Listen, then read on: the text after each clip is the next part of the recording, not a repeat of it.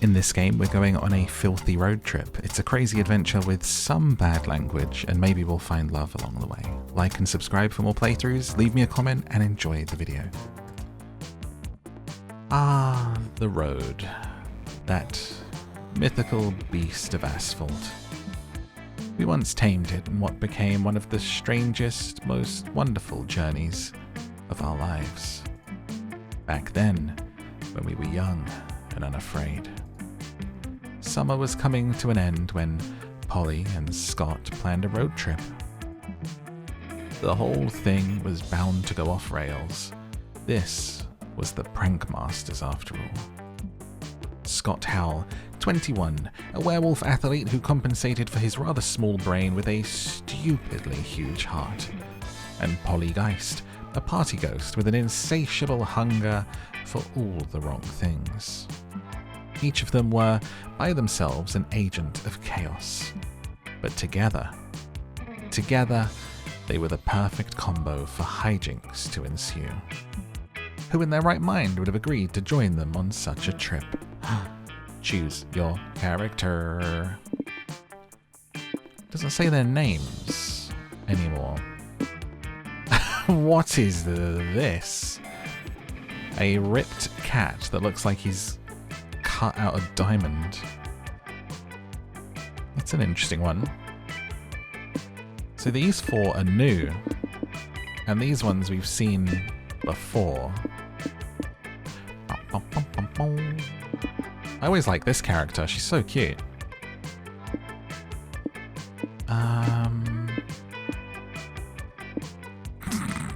Absolute state of this one. Go for it. Juan Chicle, custom name. It's me. It's totally like what I look like. It's spot on, to be honest with you. The cat with the hat. Juan, hello. Puss in Boots. Ooh, music.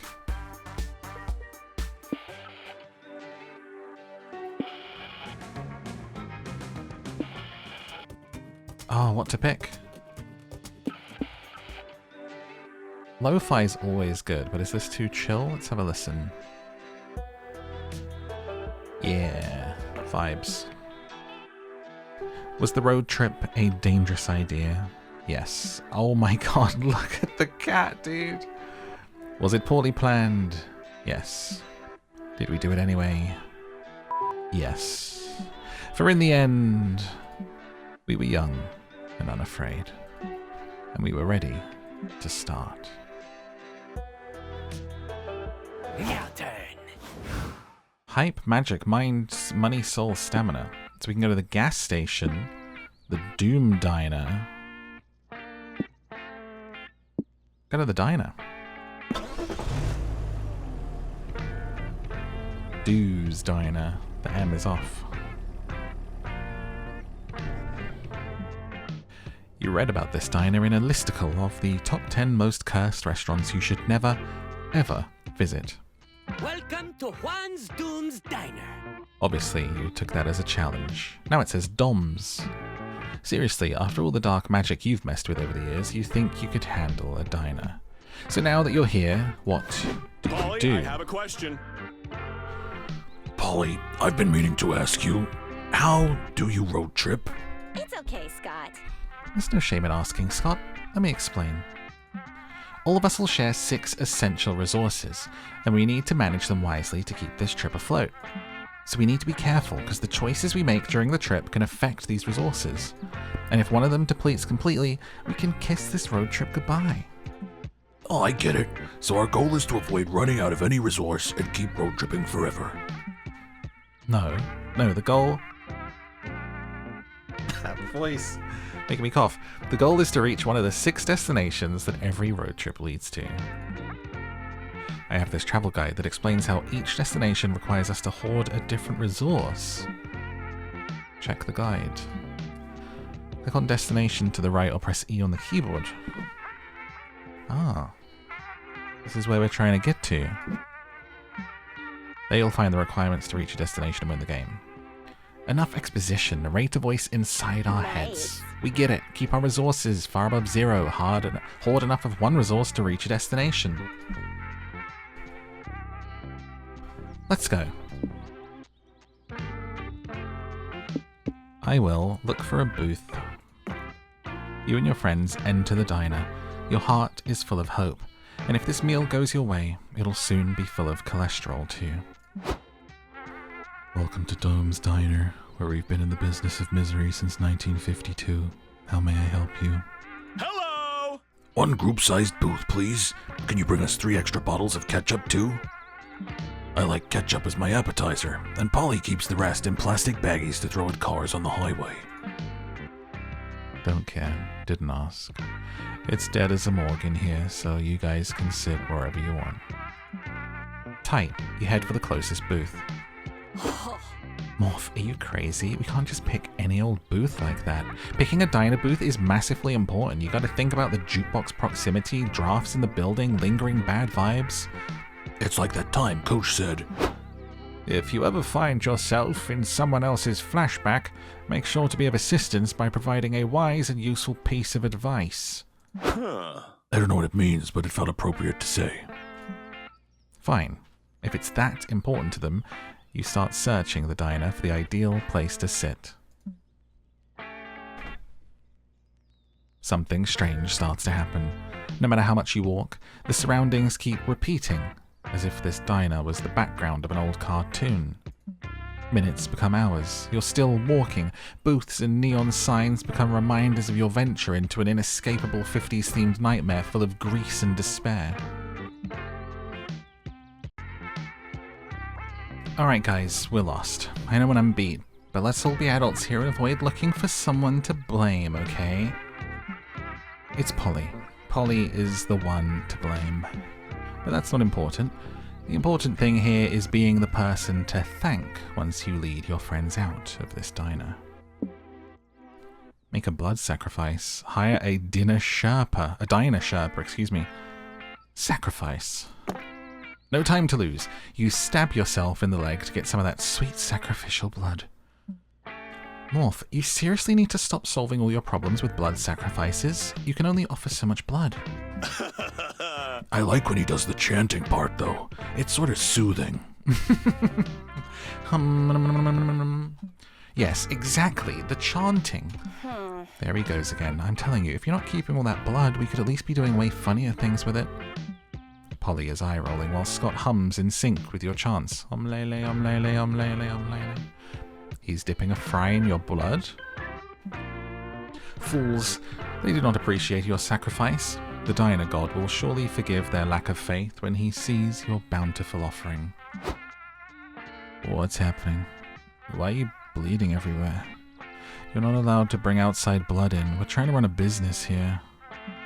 The diner god. He has come. You throw yourself at his feet, begging for assistance in finding the booth most holy. Don't mind Morph. It's just blood loss hallucinations. This happens a lot. If I show you guys the exit and give you some free burgers, will you just get out of here? Praise the diner god's boundless kindness. You get out, which gives you +2 mind, as you escaped the diner maze, but -2 stamina from blood loss. I can't normally drive, but I am no normal cat.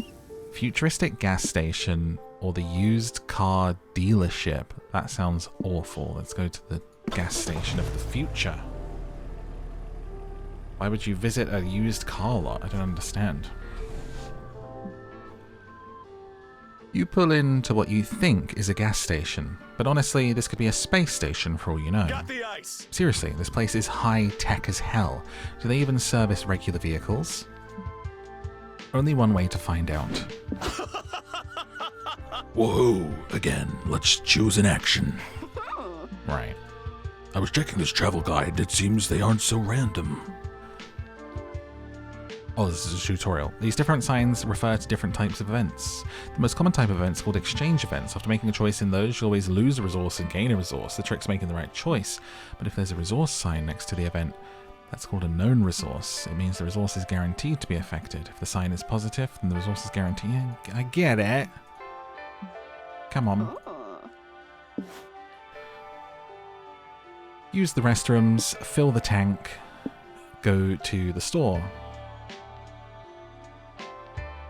So that would be money down. Use the restrooms, bit of a mystery. You hit up the restroom to do your business, but for a minute you think you've somehow wandered into the future. Everything here is super high tech. It's as if bathroom designers ask themselves what could bathrooms be instead of what should bathrooms be. The commode looks like an Olympian throne designed by Alan Turing himself. You hesitantly sit on the screen that looks most like a toilet seat. "Thank you for choosing Smart Toilet Prime," says the toilet. "The future of shitting is now." Cool. You explore the toilet's features. The lo-fi button provides a relaxing soundtrack to your poop. You press the hot meal option and receive a delicious burger. You choose not to wonder where the toilet stores these burgers. This is all quite amazing. Totally worth signing a toilet terms of use statement and having your personal data gathered by the toilet from your butt to the internet. It's a bummer when, as a result, you've shown a targeted ad for hemorrhoid cream, but you still rate the toilet 5 stars on Yelp when prompted. Finally, you pinch it off and you're ready to leave, but only then do you realize your grave mistake. This stall has no toilet paper. You desperately search the toilet for a bidet button, but no such luck. There are other buttons that might help. Which do you pick? Total cleanse, because all caps are a good sign on a smart toilet. Mega premium happy ass forever magical time, because you can't not press that button. Your curiosity gets the better of you, and you press the button. Your toilet immediately descends into the floor.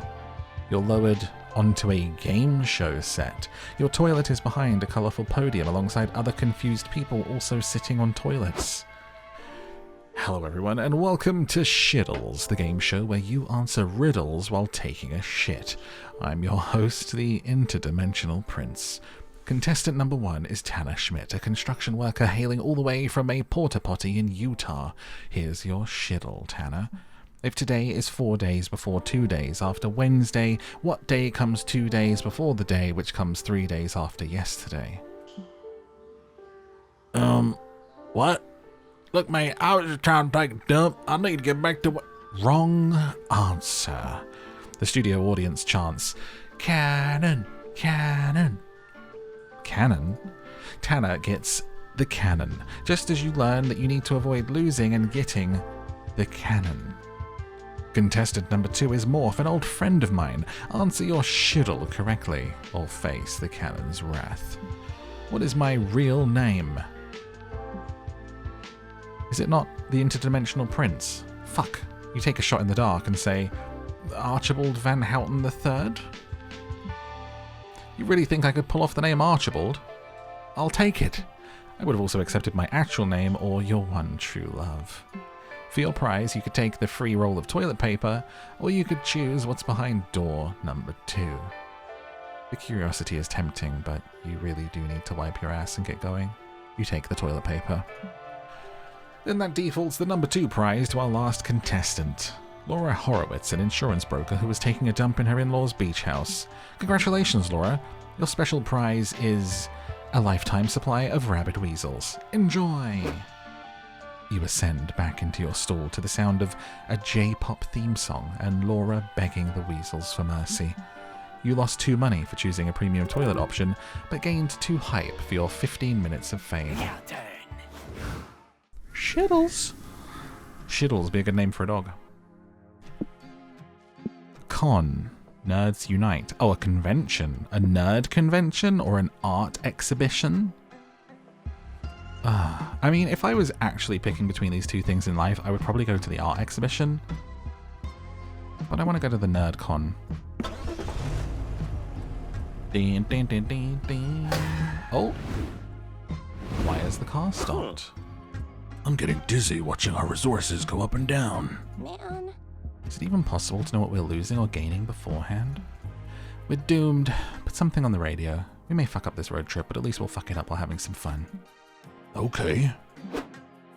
Welcome to our humble radio show where our guests give narratively convenient road trip tips. Today we have a road trip survivor, Cormac S. Thompson. and Hunter McCarthy. That would be Cormac McCarthy and Hunter S. Thompson, the authors. Let me start by saying that the #1 cause of road trip related deaths is not properly understanding how to manage resources. Ah yes, the dreaded 6. Most unexpected road trippers think they behave in arbitrary ways, but that's simply not true. When you're making choices on the road, look for little cues to infer what resource you'll be losing or gaining. Money might be the easiest one. Are you buying or renting? Money down. Hiring someone? Money down. Doing a job or selling something? Money up. But beware, sometimes... I get it! Huh? I'm sure that won't come back to bite me later, it's fine. Yay, a con. It's the perfect place to be your authentic, nerdy self, without fear of judgment. Hey, There are look who's cosplayers, there. merch vendors, panels, gaming tournaments, overpriced food, so much to do, so little time. What activity do you want to try? Gaming tournament for money? Walk the floor? Attend a meeting? I mean, walk the floor would be like losing stamina. A fandom meeting? Or a gaming tournament? Well, I am a professional gamer. You find your friend Zoe checking out a poster for an esports tournament happening at the con. Hi, guys. Hey guys, you entering the Dragon Heat Fighters XXX Esports Tournament 2 as a cash prize. Sports! Wow, they put sports on computers now? The future is amazing. I've never played this game, but I'll give it a try. Scott and Zoe enter the tournament. She gets knocked out in round 3, but Scott is still going strong. He's incredible. He's pulling off such unpredictable combos that the pros can't keep up. Thanks. My strategy is just hitting random buttons and hoping for the best.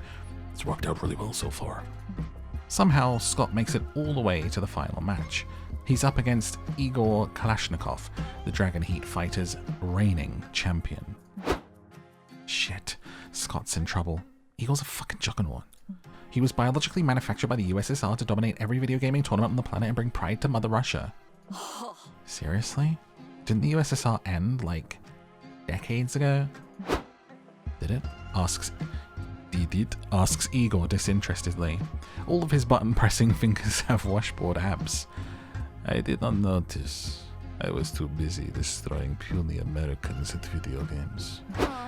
Literally, how does that make sense? Igor ignores her to mean mug Scott. I must break you, dog. He spits.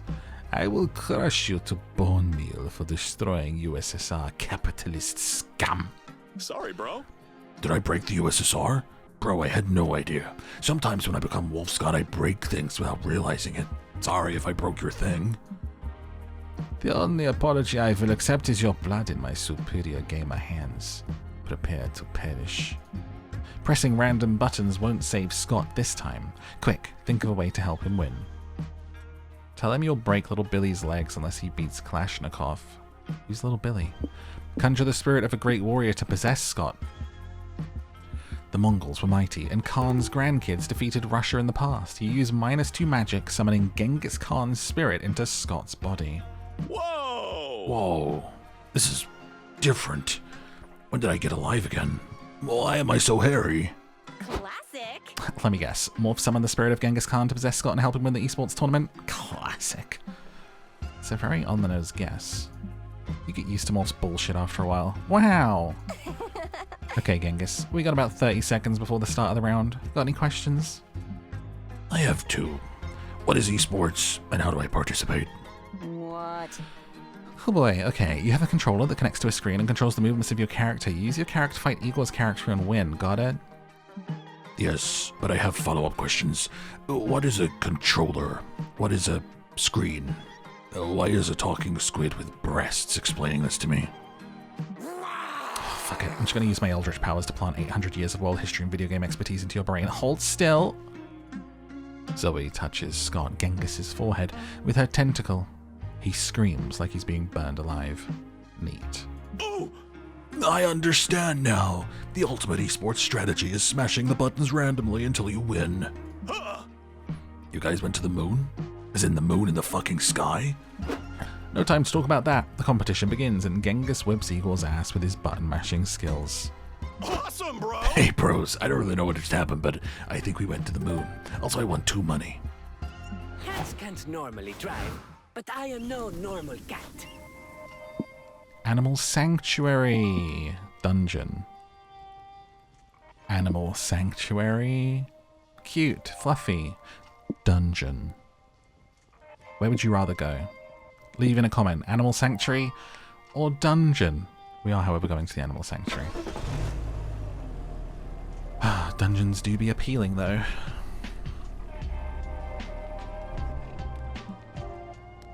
Welcome to the Animal Sanctuary. It even has a petting zoo. There's dogs, cats, goats, bunnies, bunnies, alpacas, and ducklings. Floating zoo. It warms your heart to see so many animals being loved and cared for. Surrounded by all this wholesomeness and fur, what do you want to do?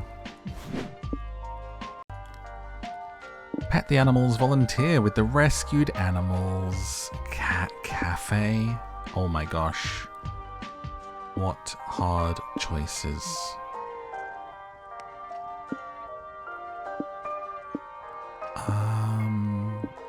What's the good thing? Ah, plus soul. Okay. Plus stamina. Let's get our stamina back in the cat cafe. What's better than coffee and cute cats? I don't know. You step into the cafe and see your friend Faith manning the register. Welcome to the cat cafe, guys. What brings you in today? I had to come see my favorite witch. Also, we've been on the road for hours, and if I don't get some caffeine in me, I will literally die. Polly, it's impossible for you to literally die if you're already dead. A liberal use of the word literally destroys its true meaning. Mama like it. I love it when you talk nerdy to me, boo. Thanks. And thanks for coming in and supporting the cafe. The cats here really love the attention and playtime. Nice. That's good, because I got a pussy here that could use some playtime. Behold. Polly holds up a cat she befriended in the cafe. Okay, but for real, I was talking about my vagina, in case it wasn't clear. Oh. Polly, I'm working now? My shift ends in a few hours, though. I can text you then. For now, I can get you guys anything to drink?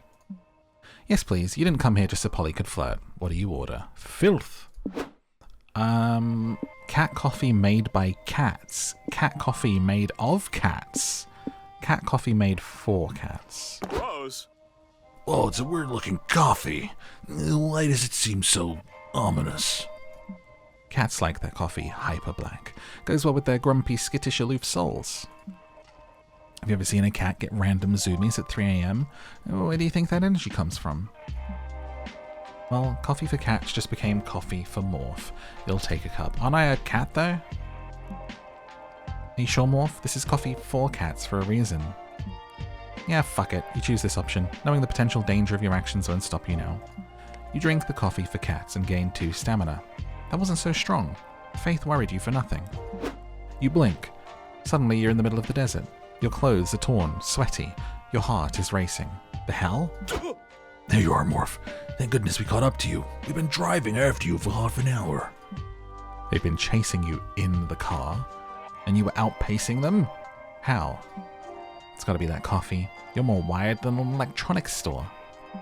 Tried to warn you, moron. A shot of cat coffee is worse for your blood pressure than a hit of cocaine. You can barely hear them over the sound of your pulse. Your soul is under siege by the caffeine.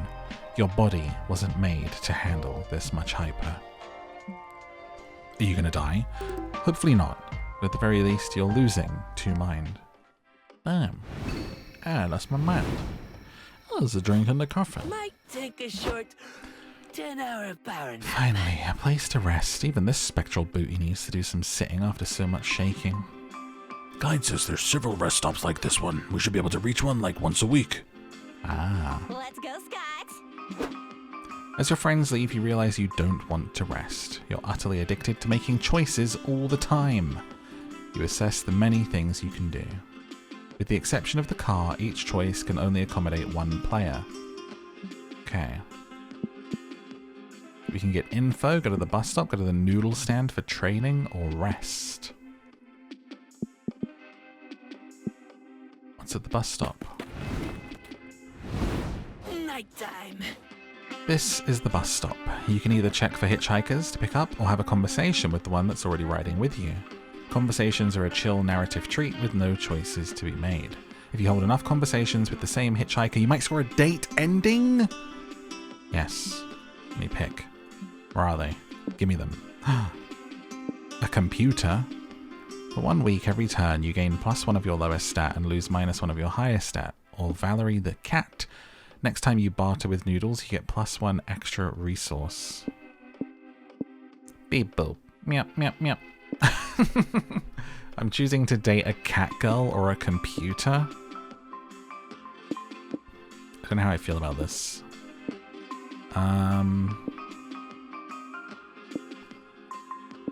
Let's go with the cat girl. She seems cool. I don't know about this Noodles extra resource though. You look completely different in this artwork. You invite Valerie to join your road trip. Get nothing to lose by joining ya. Hey stranger, I knew you missed me and my stuff. Let's go. Hype is in the lead. We're getting the hype ending, okay. Week 2. You ever seen a cat drive? Hello, my name is Juan. Ooh, crash a wedding or go to Simon's Soups. It's a super special place.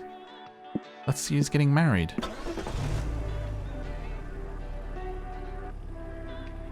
Bum-ba-dum. Weddings. The union of 2 or more soulmates pledging life and love to each other for the rest of their days. If you believe in that true love stuff. If not, at least weddings are a fun place to dress fancy and get drunk. Free rice. They're also fun to crash, which is what you're doing now. Shh. So what do you want to do? Huh? Wait a sec, that event type sign looks new. Oh, I got it. A quantities event. Working like exchange events, we always lose and gain equal amounts of resources. We have to guess which resources are tied to each option. Right, can't be affected a bit, a sum, or a effing lot. Scott! Scott, you never swear. That's how the travel guide phrased it. Oh, foul filth. Speak now or forever hold your peace. Catch the bridal bouquet. Talk to the runaway bride. Well, I wanted each of the 3 options will affect a resource a bit, somewhat, or a lot. Let's try this new one. You each have your own approach to sneaking into the wedding. Polly phases through the wall. You use your trusty plot armor to get into whatever wacky situation you want.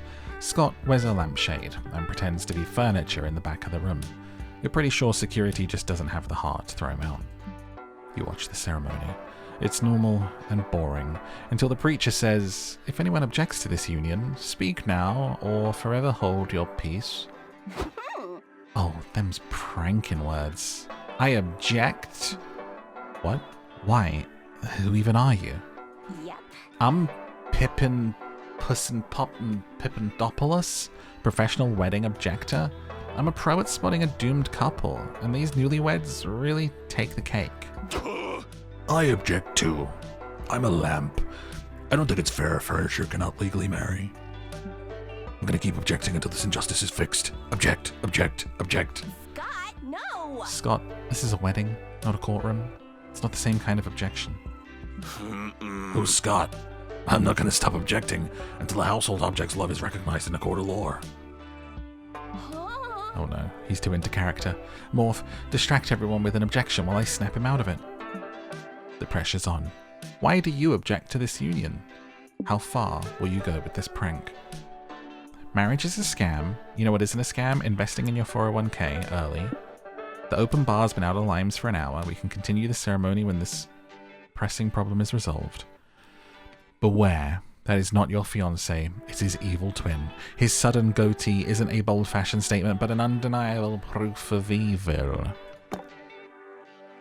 You really think I'm evil just because I grew a goatee, the groom says. I just thought it looked nice. Goatees are due for a comeback, you know? Fair enough. What about your sinister eye patch? Does that mean you're evil? Wow, so now everyone who wears an eye patch has to be evil? Do you realize how fucked up you sound? It's true that the evidence is circumstantial, says the best man, but it's worth noting that the groom's parents did have twin boys. Richard and Evil Richard. Really? That's pretty indicting then. Are you actually evil, Richard? Fine. You caught me, the groom says. But maybe if my parents hadn't named me Evil Richard, I wouldn't have felt the need to be evil. Nature versus nurture, people. Wait, so you're really an evil twin? The other groom asks. That's so crazy. I'm an evil twin too. I stabbed my twin brother and came here planning to disrupt the whole ceremony, but I guess I don't have to do that anymore. Really? Small world. Evil Richard laughs. I smothered Richard with a pillow to be here. I guess great evil minds think alike, my dear. Aw, love wins. The best man frowns. Should someone call the police, or... Shh, don't spoil the tender moment. Your dumb prank ended up uniting an evil power couple in unholy matrimony. You lose 3 soul but gain 2 hype, and even +1 mind for cracking the case of the secret evil twins. Your turn. Casino. Roadside wig museum. Do you wear wigs? No, I do not. Will you wear wigs? Casino. Maybe. Ooh! The car has stopped. Put the radio on. Convenient exposition. Okay. Stamina. The fuel for our bodies. Getting stamina. Eat stuff. Stay hydrated. Okay. But I don't... I'm just going to skip these. We'll just go through it. Flashing lights. Rolling dice. Skipped too early. No doubt about it, you're at a casino. Gambling is risky and reckless. But so is going on a road trip with Polly and Scott, so whatever. The question is, now that you're here, what will you play? The Forbidden Games. You enter the casino ready to make some sweet money. Yes, I love casinos. The land of random chance, impulsive decisions, and drinking. Everything's coming up, Polly.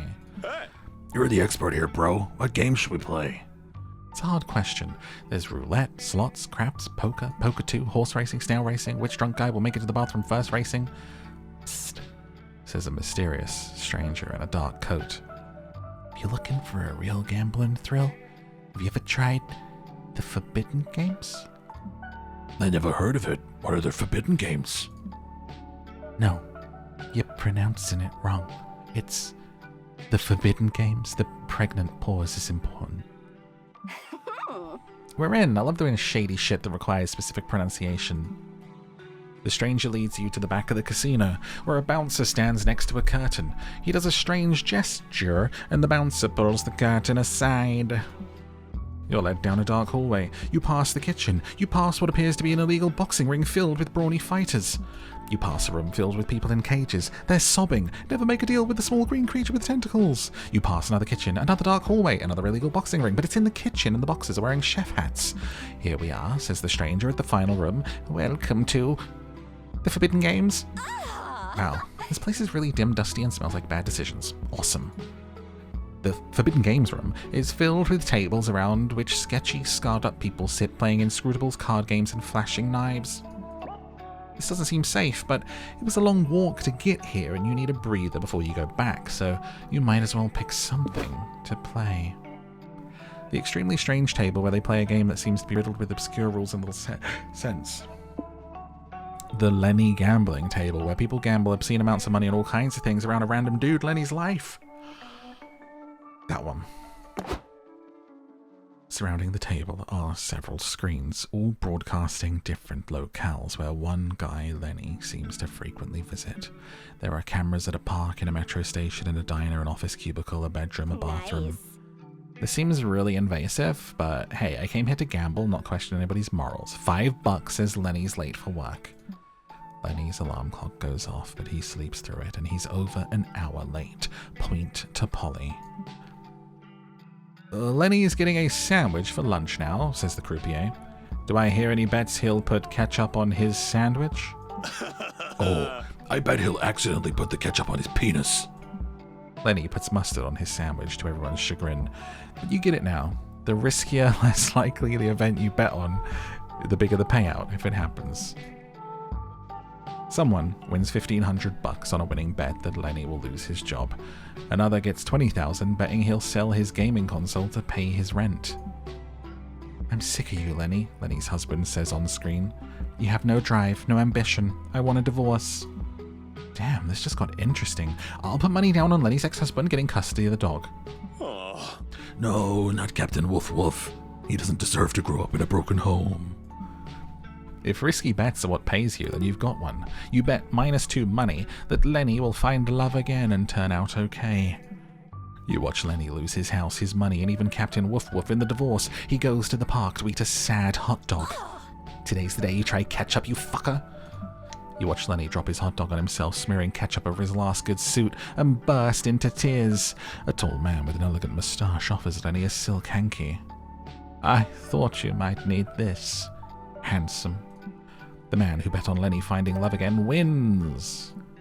Hooray, you won the Forbidden Games with 2 soul. Wait, so I just got my 2 money back? Cats can't normally I drive, bet 2 money but and I won am 2 no money. normal cat. Pancakes? A pancake diner or a fancy 24/7 dinist restaurant? Pancake diner every time, right guys? Who wants to get pancakes with me? The pancakes I like are more like crepes, and then I'll have them with maple syrup.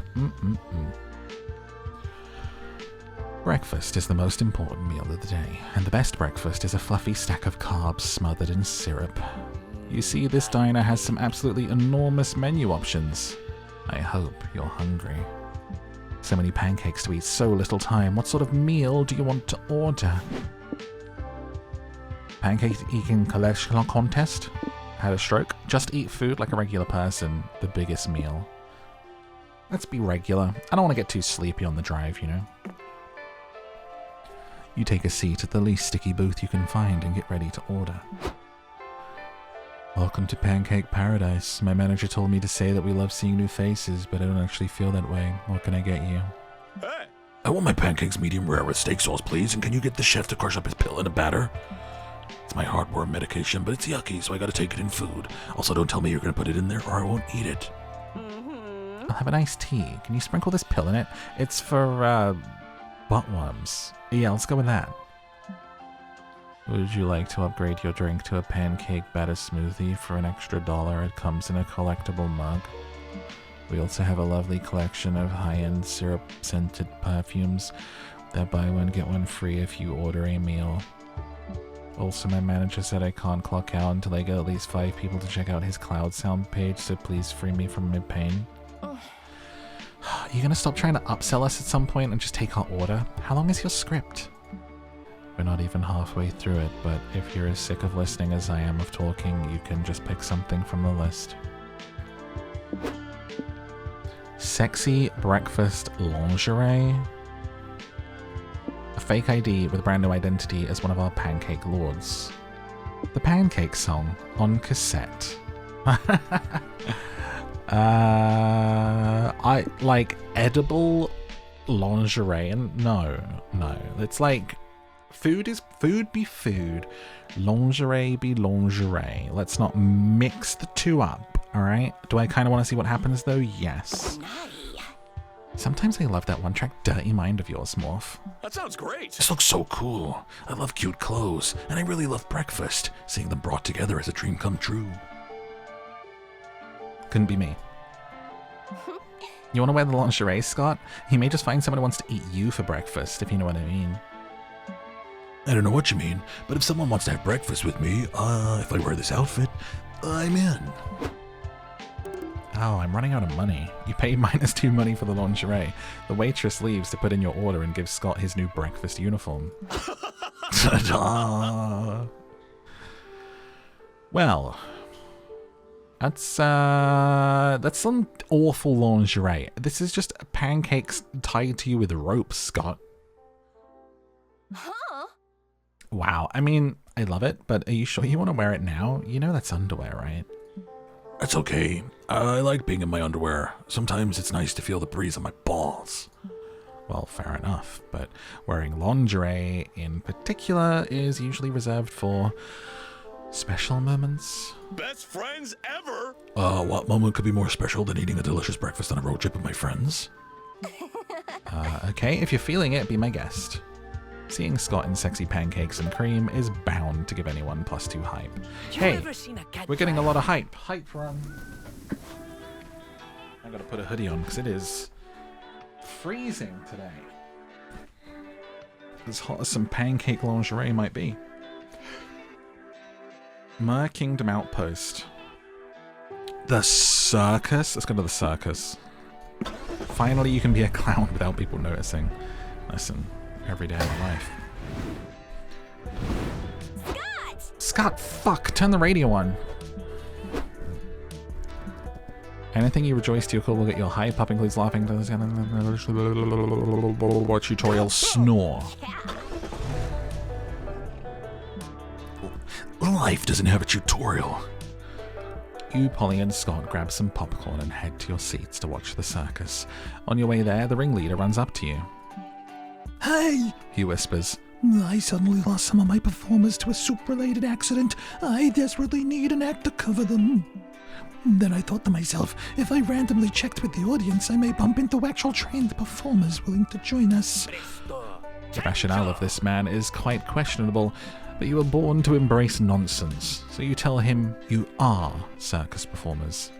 Fantastic. What sort of act can you do? I am a magician. Each of the three options affects any resource a bit, someone or a lot. Aerialists. I feel like I would fall. Magic is going to be that's going to be minus magic for being a magician. And I'm at 8, so we'll do juggling. Well, people already call you a clown in your everyday life. Might as well juggle for a crowd and make a career out of it. Is this play about us? Bros. I don't know about this, bros. I don't think I can actually know how to juggle. Don't be silly, you can juggle. It's throwing a ball to yourself and catching it ×3. You're pretty sure juggling's a lot more complicated than that? Polly, you were right. Look at me go. Wow, cool. But the audience doesn't seem to be as impressed by Scott's sudden juggling skills. Scott, is that you? Get off the stage, bro. If we wanted to see someone juggling some balls, we would have gone to a strip club. Don't worry, guys. Being mean is my cousin's love language. Hi, bros. Love language your ass. The Wolfpack seems to be convincing part of the crowd to actually go to a strip club. You're going to need a sick juggling trick if you want to wow these jerks and get paid. Do the 30s. Juggle an unfulfilling job, slowly but steadily decaying health and the realization that you'll never be the person you dreamed of being in your 20s. Thanks, game. Fuck. Wow, everyone by juggling two contradictory ideas. I mean, I do be doing the 30s. Huh? Damn, Morphe, you sure the 30s is a really hard trick to pull off? One wrong move, you can end up with a serious case of disillusionment and ennui. Yeah, you're doing the 30s. They're inevitable anyway. We're here, baby! You start juggling your responsibilities, ailing health like a real adult. What's going on? Why'd that dumb clown suddenly look so dead inside? Oh. Comments if I face cammed be like. Well, if you're committed to doing this, Scott, let's be Morph's lovely assistants and throw in more struggles to juggle. Okay. Hey, Morph, remember when you said you wanted to write the next great American novel? What happened to that? Oh no. When you actually used to want to write, though. Morph, your grandma just called and wants to know when you're having kids. The clock's ticking. Morph, I'm scrolling through your social media timeline, seeing all your former classmates living fulfilling adult lives. Jealous? Damn, who knew a juggling act could be so impressive and so depressing at the same time? You managed to finish the trick and get a standing ovation. A wink. Cheer up, it's okay, you're still in your 20s. For now. Yeah, my character might be. Christ. Ah, lose 2 hype and +1 quarter-life crisis. What's that mean? Oh, rest stop. Might take a short 10-hour power nap. I guess I don't want to trade stuff. I want to see what other hitchhikers we have. Talk to Valerie or change hitchhiker. I guess we didn't even talk to her yet, right? But I do just kind of want to see who the others would be. But also I want to date. I thought this was a dating game, to be honest with you. But it's not. So we'll talk. I mean, kind of right for each other. You're a cat. I'm a cat up here. I don't have a tail. Weird question. My life beyond the shop? What sort of weird topic is that? Yeah, I mean, in school everyone just knows you as the one who sells everything. It's cool. Sometimes it feels like you get overshadowed by your role as shopkeeper. Ew, that noise. Ick. I am indeed too cool to only be known as the shopkeeper. So let's see. Who's Valerie Oberlin? Well, I like vibing, minding my own business, you know? Other than that, nothing too out of the blue. I like going to concerts, partying every now and then, watching movies. Sort of things that everyone likes. Do tell. What kind of movies? A bit of everything. Sometimes go through phases. Super old movies soothe me a bit. B movies, am I right? I also love watching B movies. It does whatever the opposite of soothing me is. Those movies are wild. If a movie has a super done B movie title, you can be sure I'll be down to watch it. You know, like Surfer Ninjas from Outer Space, or The Year I Swapped Minds with a Cantaloupe 3. I don't really watch B movies, but when people talk about B movies, the one that comes to mind that I really like is called Bubba Hotep. And it's about if Elvis Presley faked his death, but now he's old and lives in an old people's home.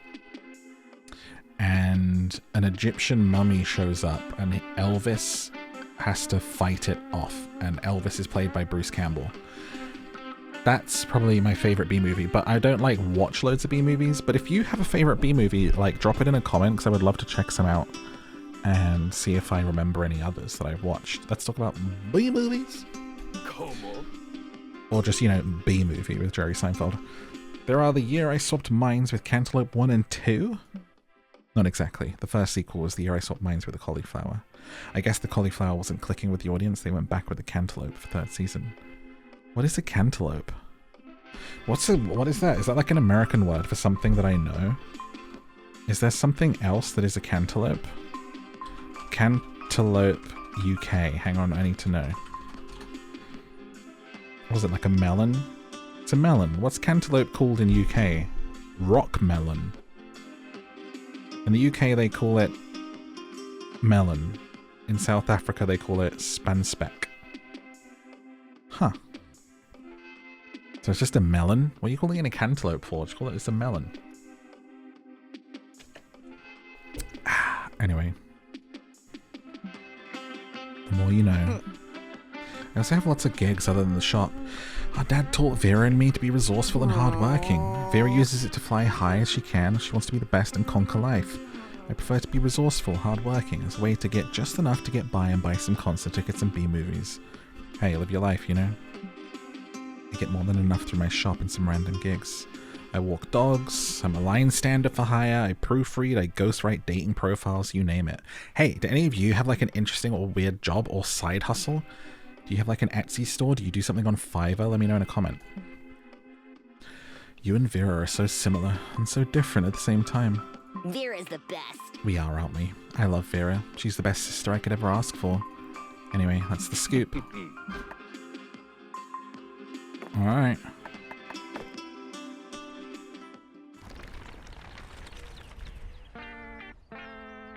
Cats can't normally drive, but I am no normal cat.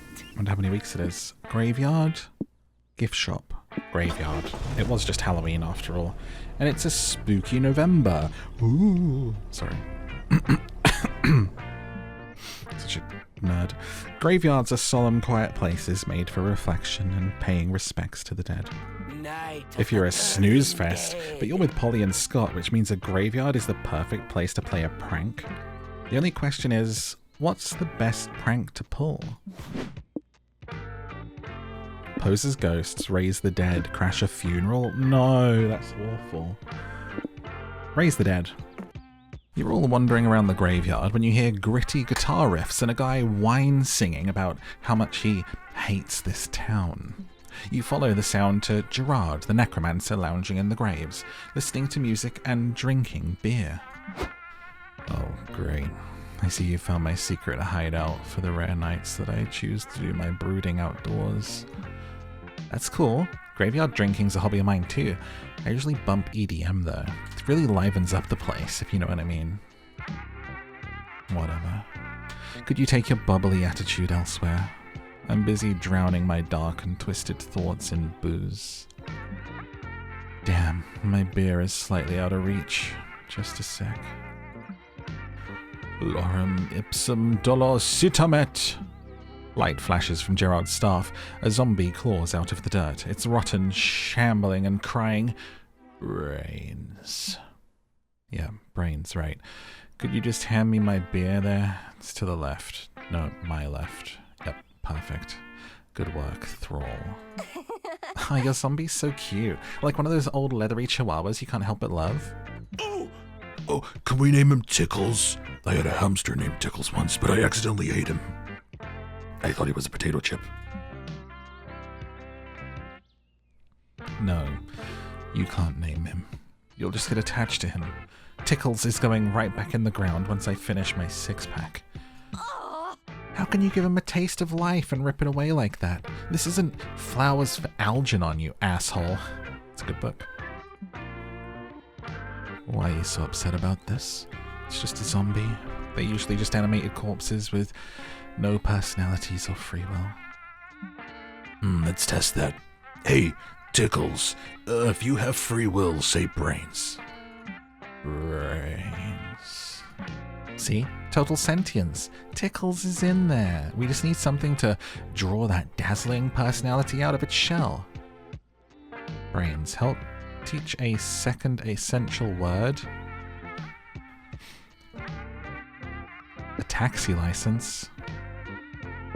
Second word. You're gonna try and teach a zombie to speak. Do you have any idea how long that pointless activity will take? Nope, but I'm gonna give it a shot anyway. Time skip time. Oh, we're doing a time skip, alright. All the way to the post-apocalyptic... Can't speak today. Post-apocalyptic year of 3088. Mitch Badassberg, America's most muscular super soldier and his elite strike force are gunning down zombies in Times Square. A zombie tackles Mitch to the ground, opens its mouth and lets out a haunting wail. Cowabunga. What the? Says Mitch. General, did you hear that? Hear what, Sergeant Badassberg? All I can hear are zombies dying and machine guns firing. Cowabunga. Come on, General. You had to have heard it that time. The zombie is saying, Cowabunga. Who cares what it's saying? Shoot it in the head, Mitch. But it's kind of funny. Mitch is so busy laughing at the zombie that he doesn't notice it tearing his chest open until it's too late. General, tell my wife about the Cowabunga zombie. Wow, you really taught a zombie to say Cowabunga. Your commitment to idiotic tasks is almost impressive. What? Yeah, just imagine a zombie saying Cowabunga to you while it's eating your brains. Just realized that I was muted. Welcome to the land of six-shooters, outlaws, wild stallions, and 10-gallon hats. Howdy, hombre. You always wanted to be a real cowboy, or at least the kind of cowboy they show on TV, and now is your chance. So what are you gonna do, partner? Duel. Ah, that would get me magic up, or down. I just have to make the right choice though. Let's do it. This village is filled with cowboys showing off the big irons on their hips like they're just begging for a high noon shoot-off. But more importantly, it's filled with cute horses. You see brown horses, black horses, speckled horses, horses that Polly and Scott are siphoning magic from... Wait? Huh? I can explain. That outfit, though. Oh, it's just you. Sorry, Morph. I thought you were a cowboy here to duel us with his horse. Which begs the question of why Polly and Scott are fucking with a cowboy's horse. I don't know why sometimes I say it and sometimes I don't. I feel like I'm kind of like a PG-13 movie and I only get a couple per video, do you know what I mean?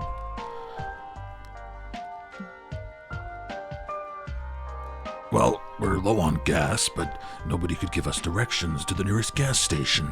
Oh, I got it. But I thought cars have horsepower, right? So let's get power for the cars straight from the horses.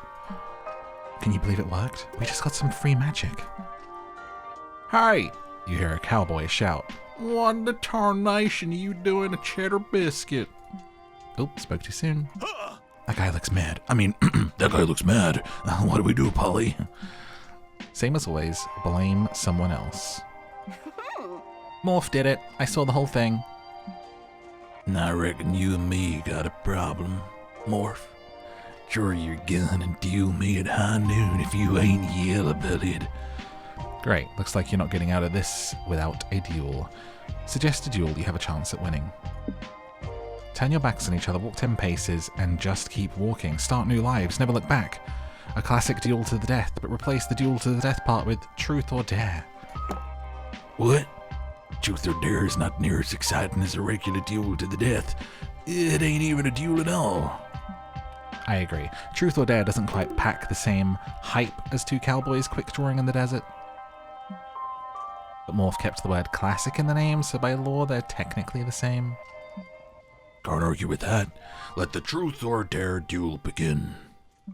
In round 1, the cowboy gets you to admit that you wet the bed until you were 13. Rough start. You retaliate by daring him to lick a mescaline cactus.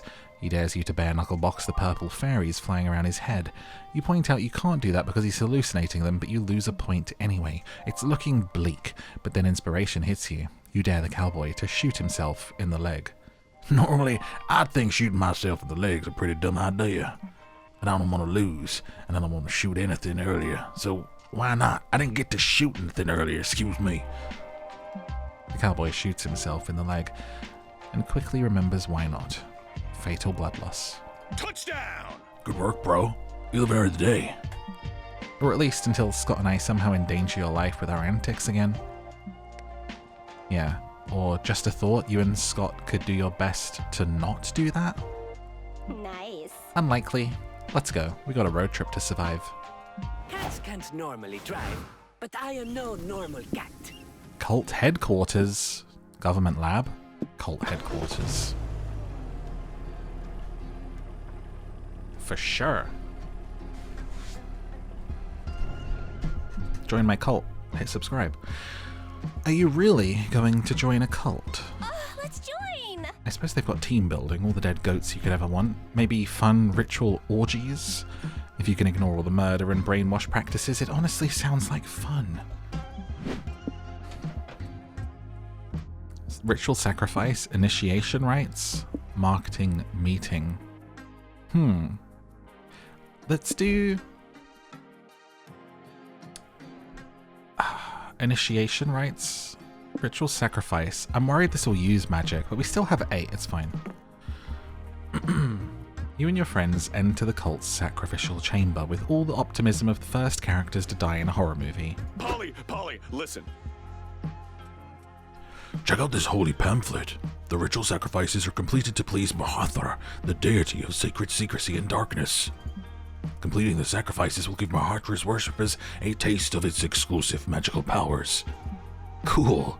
We can siphon some of that magic into the car. Party time! Hell yeah, I love a good old virtual sacrifice. Ritual sacrifice even, couldn't read. Let's kill some goats and have a big kinky orgy in the pool of their blood. Hold your horses, eager acolytes. You cannot simply wander into Mahathar's sacred halls and throw yourselves into a goat blood orgy right away. Why not? Because that's not what being in a cult is about. So many new cultists only care about the orgies without understanding their ceremonial implication. Wait, there are ceremonial implications to this? I thought we all just like to fuck goats. Only you do that, brother, goat fucker Ishmael. And that's exactly why nobody wants to grind on you at the blood orgies anymore. Anyway, we now have a proper sacrifice tier list that new cultists must complete in the correct order. It helps us weed out those who aren't truly committed, like those sacrilegious bastards that put their careers and loved ones above our dark cult. Fine, we'll do it your way. This tier list says we first have to sacrifice something of great personal value. Morph, what do you suggest? Sacrifice your account on Dragon Heat so you like role-playing, wink, the MMORPG in which you've sunk 1,000 hours. Sacrifice 8 of the 22 subscriptions to interesting newsletters you may or may not ever read anyway. I guess we'll do something actually worthwhile to get the magic, right? Egad, that truly is an enormous commitment. You're giving up more than 1,000 hours. Yep. Morph spent almost a lifetime on Dragonheart's massive multiplayer orgy-filled racy penetration game. Mahathra will be pleased with this sacrifice. Our cult has actually lost several members to addictive MMORPGs. They're such an all-consuming time sink, one would think MMORPGs are cults themselves. Yeah, you did get invited to do a lot of dragon cock worship. Auntie, that. Let the sacrifice commence. Delete your account, Morph. Feel the power of the sacred secrecy coursing through your veins. You'll miss having lewd adventures as Jizter of the Kingdom 6669, but now you get to have a night of unspeakable cultish pleasure in the real world. You delete your account and participate in the ritual. Meanwhile, at the DHSYLRPW headquarters, executives are freaking out about the loss of your account. Damn, that's another long-time player loss, the CEO cries. Were the dragon cocks not enough? What did he list as his reason for leaving? Looks like he listed joined a cult as his reasoning, sir. Fuck! Another follower of Rizalozamog is gone. Our recruitment numbers are getting dangerously low. Yes, sir. We're aware the god of utter abandonment, whom we all worship, is displeased that so many are leaving their digital lives for the despised physical realm. What do we do? Frets the CEO. Should we sacrifice another goat and have a blood orgy? They do, but it's not enough for a Relozmag to forgive them. For losing your account, it cosmically confiscates 2 hype from you all as punishment. Oh no. Your turn. This game filthy. Do a space station or a LARP? LARP. I'm gonna dress as a tree.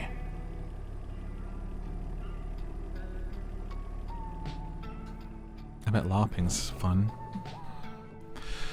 Wow, this LARP is crawling with humans. Real, actual humans. That's weird. This must be one of those areas where the dimensional fabric between the human and monster realms is starting to tear. Strangely, the humans aren't screaming or grabbing pitchforks, which goes against all you know about their thoughts on monsters. Stay still, Scott. They must think you're fellow humans dressed up for the LARP. Fine by you, their ignorance is your bliss. Since you're here, what LARP activity are you interested in? I will be an NPC. You're ready to get your medieval costume and mead on. You just need to buy tickets. They only cost $75 just to stand in the hot sun with a wooden sword all day? God, nerds will pay for anything. If the tickets are too pricey for you, you could get in free if you fill in for some of our NPCs who didn't show up today, the ticket seller offers. Polly, I have a question. Polly, what's an NPC? A non-player character. They have no real autonomy, and they only exist to interact with the player characters and make the game interesting. Oh. Polly, are we NPCs? I try not to think about it. Nice. Anyway, let's do this. Do you have any openings for a sexy barmaid NPC who occasionally drips liquor on her lavish bosoms? No, we don't have anything like that. Can I be an Abraham Lincoln NPC? I heard he had a cool hat. What? No, sorry, you gotta choose something off the list. Fine. The random NPCs who sit in the same spot all day and repeat the same sentence again and again when interacted with. Merchants who imprint arcane glyphs to imbue weapons with strange powers. It can give your sword an edge in battle. We'll sit in the same spot and chill. Let's do it! Great idea. I won't have to think of new sentences to say all the time. Let's sit on these barrels and wait for some adventurers. Greetings, travelers. My party and I come in search of gold, loot, and adventuring fame. Do you have any quests for us? Hey! I hope you have a great adventure. I like turtles.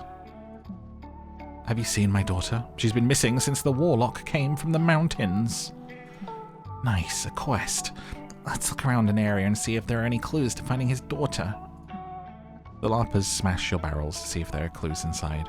They find nothing, and now you have to sit in the mud. Maybe to find the daughter we have to bring the plague doctor a turtle? Maybe his daughter is a turtle. Are we getting warmer? Hey! I hope you have a great adventure. I like turtles. The LARPers spend hours overanalyzing your lines. Eventually, you've said your daughter is missing so many times, you wonder if you really do have a missing daughter, IRL. Did a warlock really kidnap her? Did she leave of her own accord? Maybe because you failed as a parent and you blocked out the memory. Guys, they won't stop bringing me turtles. What do I even do with 27 turtles? I don't like turtles that much. I hope you have a great adventure. Scott, you know you can say any other sentences? Speak to me. How did those NPC pros in Skyrim bear this torture? 2 stamina, 2 mind. Lost. Might take a short 10-hour power nap.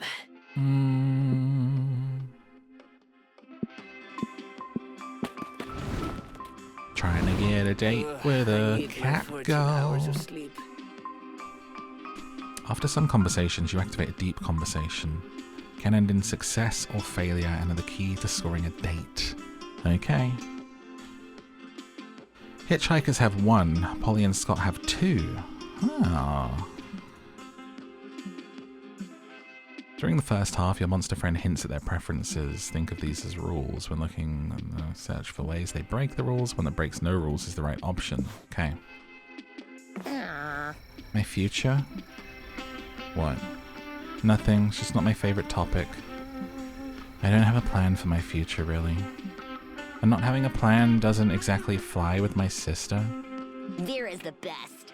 You know, Vera, she has plans on top of plans. She has 24 spreadsheets to manage her 100 different goals.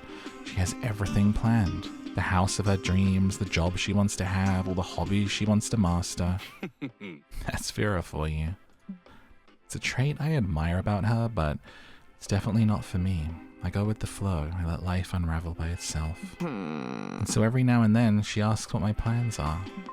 She means well, and she's my favorite person on the planet, but she can be a bit suffocating. And the thing is, we all look for meaning, for purpose. My sister has this rigid notion of purpose and success. But purpose can take infinite forms at different paces for each person. It can even change over the course of your life. That makes sense. Yeah, you do you and all that. No. Basically, I would still love to better understand myself and what my definition of purpose and success is. I'm in no hurry to find all that out, but I think it's good to always be in a state of curious wondering, to avoid falling in total passive stasis. The question is, how do I start this search? I feel a bit lost. Fiction, a window into potential lives. Binge watch 100 TV shows, analyze which paths work best for you, from quirky lawyer to meth cook. If you don't know what to do, a good solution is to start a family. When you lose all free time, only then you realize what you wanted to do with your life. Strip yourself from expectation. Get a backpack. Get lost in a faraway land where no one knows you. Become a blank slate in order to learn who you are. I would think maybe the first or the second one. Like, she said she likes watching movies and stuff. I mean, third one, sorry.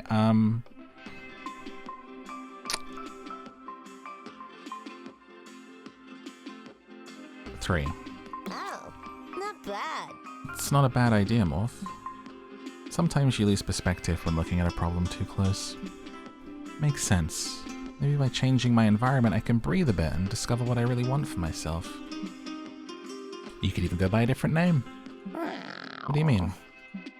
It's a little silly thing, but just imagine you're living somewhere else under an alias and just not being Valerie. Nice. Build this new persona that feels totally new, see where it leads you. I like it. Oh, if you're on a streak of weird but actually good ideas, what did you have for breakfast today? Pancakes? Shows. Thanks. It's a compliment, you clever doofus. Take it. We spend the rest of the night discussing where Valerie could go for this journey into self-discovery, and which alias she could use. Sure. That's a date ending secured, I guess. We'll see what happens at the end. Cats can't normally drive, but I am no normal cat. A hole in a desert.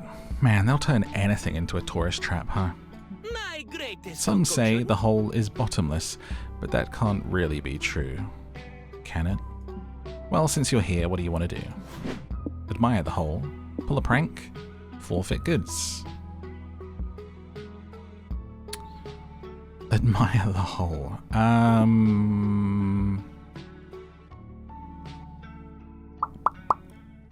Pull a prank. There are plenty of other visitors here, ripe for the pranking. You and your friends scope out your next target. Oh, the state of her. Look, there's the hole. I love a good hole in the middle of the desert. Who do you think dug it? I wonder if it started as a punishment. Ah, the beautiful suffering of pointless manual labor. Want me to dig a bottomless hole for you, Miss Weaving? I could use the exercise anyway. You'd dig a bottomless hole just for me? That's the nicest... Hello! Hi, Coach. Hi, Camp Director Miss Weaving. You two seemed like you were having fun talking privately, so I wanted to butt in and have fun too. What Scott means to say is, we're tour guides. Yeah, let's go with that. We're here to tell you fun facts about the hole. Fun fact, holes play a big role in the 3 pillars of modern society. Straws, grave digging, and the donut industry. Hey! Fun fact, I love digging holes. It's my favorite hobby. I know, Mr. Howe. We passed some of the holes you dug on the way here. It's a wonder we found the true landmark at all. Well, Morph, Polly and Scott loaded the bases. Now you're up to bat. Give us a real hole-in-one fun hole fact. The hole is so deep you can most likely fit 30 pies in it. Many have argued the mysterious origins of the hole, but in reality it was a very weird marketing stunt pulled by a pizza place in the 80s. If you listen carefully, the hole will whisper your darkest desires to you. Don't get confused if the hole sounds a lot like me. Sheer coincidence. Morph, you're an incompetent fool if you think we're gullible enough to... Hey, bottomless hole.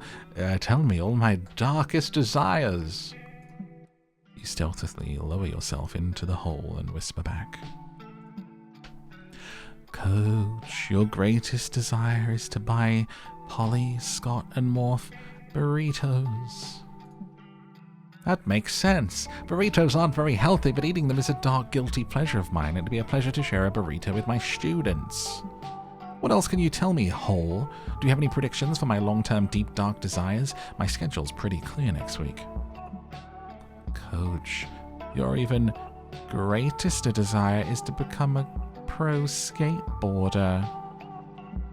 It is? I had no idea. I've always respected skateboarding, but I never got into it because it lacked the quintessential sporty element. Balls. Maybe my unshakable loyalty to balls is actually a psychological dependence manifested from my unresolved issues with my father. Sure. Thank you, Desert Hole. It's been great unpacking my repressed memories with you. I'll pursue my secret dream of skateboarding. The students are going to love it. I'll be so hip. Do kids say hip anymore? I'll be so fleeky. You lose 5 soul for deeply invading Coach's privacy, but gain 2 mind for mind, finim, and 1 hype because pranks. And You ever seen burritos. a cat drive? Bloody hell, that was a big one. And I ain't talking about the hole. Cryptic Tech Company. Planetarium. Dude, planetariums are so good. I haven't been in forever, but this makes me want to go to one already because I can remember how trippy it was when I was young at one, and I bet the technology has come very far. You, Scott, Polly, and Valerie are driving along when the car is suddenly enveloped in a dense fog. Whoa, I can't even see the road anymore. We should pull over. Okay, but if y'all get killed in the spooky murder fog, let's vow to return to this spot every 10 years to reminisce and haunt people. That's ridiculous. Wait, actually there is a mysterious figure coming out of the fog. Time to die, you guess. but as they get closer, they don't look so scary. In fact, their golden armor, cloak of woven stars, and glowing meteorite sword are quite impressive. Stranger. Hey, stranger. You got some big protagonist energy. What's your story? My name is Silveria Moonshard. I'm on a quest to dispel this endless cursed fog that's made my kingdom unlivable. Townsfolk can't see, so they can't work or drive or identify their loved ones from a distance. Yeah, I bet it's pretty inconvenient to live somewhere where nobody can see 5 feet in front of their face. I've spent years training to fight the evil wizard who cursed us with this calamity. Tonight is the night I plan to end this, once and for all. What are you strangers doing here? Is it coincidence that we meet on the eve of my greatest battle? Or is it destiny? Oh, it's destiny, alright. Oh, we're just the minor NPCs who can sell you an amazing magic item that'll aid you in your adventure. Really? Thank you. You're doing my kingdom a great service. I'll make sure you're known throughout the land as heroes and... Sure, sounds great. You have money, right? Yes, I've amassed plenty of gold during my travels. I only hope you have an item that's worth my coin. You fucking hope so too, because you're gonna have to raid the car for something. Val can sell this adventurer. What do you want to sell? The last prongle in the can. The most valuable resource, accumulated the scents and essential oils of all the other prongles. A sacred receptacle that contains the ashes of legendary fallen warriors. Whenever you're in danger, blow on it to summon their spirits to fight alongside you. Oh, I don't know. Let's sell the prongles. Ooh. This incredible chip has all the salty, greasy goodness you need to fuel you during boss fight or whatever. Wow, the last prongle. You're so lucky. I dreamt of eating it myself, but I understand. I'm not worthy since my hand couldn't fit in the tube. Stupid big hairy hands. It's okay, Scott. With the money this adventure is going to give us, we can buy you more prongles. Thanks, but they won't be the last prongle. The last deep-fried potato slice in a long line of deep-fried slices. What a rich magical delicacy. To consume this final prongle before my final battle must surely be fate. Here's your money. Thank you for selling me this prophesized snack. Well, Thank you for being gullible enough to buy it. Silveria eats the prongle. Well, how's it taste, bro? At this point, the closest I can come to eating the last prongle is living vicariously through you. It's delicious. The immense power the final prongle absorbed from its fallen brethren is coursing through my veins. I feel stronger, tougher, faster, like I want to eat more prongles. Yep, addictive snack chemicals are a bitch. Farewell, kind vendors. I must go to confront the wizard and liberate this land from endless fog. Good luck, girl. I gotta find a bank that'll convert these gold coins into legal tender. Bye. And I'm on a mission to find a prongle shoot big enough to fit my hand. Let's do it! Stars. Monsterkind has been fascinated by them for as long as society has been alive. Amazing. There's nothing like staring at the night sky, realizing that space is massive and timeless and you're just one speck in an uncaring universe. If that gives you ennui, don't worry, there's plenty to do at the Planetarium besides contemplate your own insignificance. Identify the constellations, attend the comet shower, watch the laser show. It's gotta be the laser show, right? You, Scott, and Polly are sitting in your seats waiting for the show to start, when suddenly a man appears before you, in a cloud of magic and cheap rum smell. Hey, bro. Hey bro, who are you? I like the weird unsettling stains all over your wizard robes. Hey, kids, the stranger says. I'm Joe the Laser, the wizard who runs the laser show. Oh, cool. I remember you. You guys have met before? Yep, I was leaving the club and ran into Joe the Laser. He taught me how to shuffle to Party Rock Anthem by the 2010s hit band LMFAO with lasers. What was that name? LMFAO.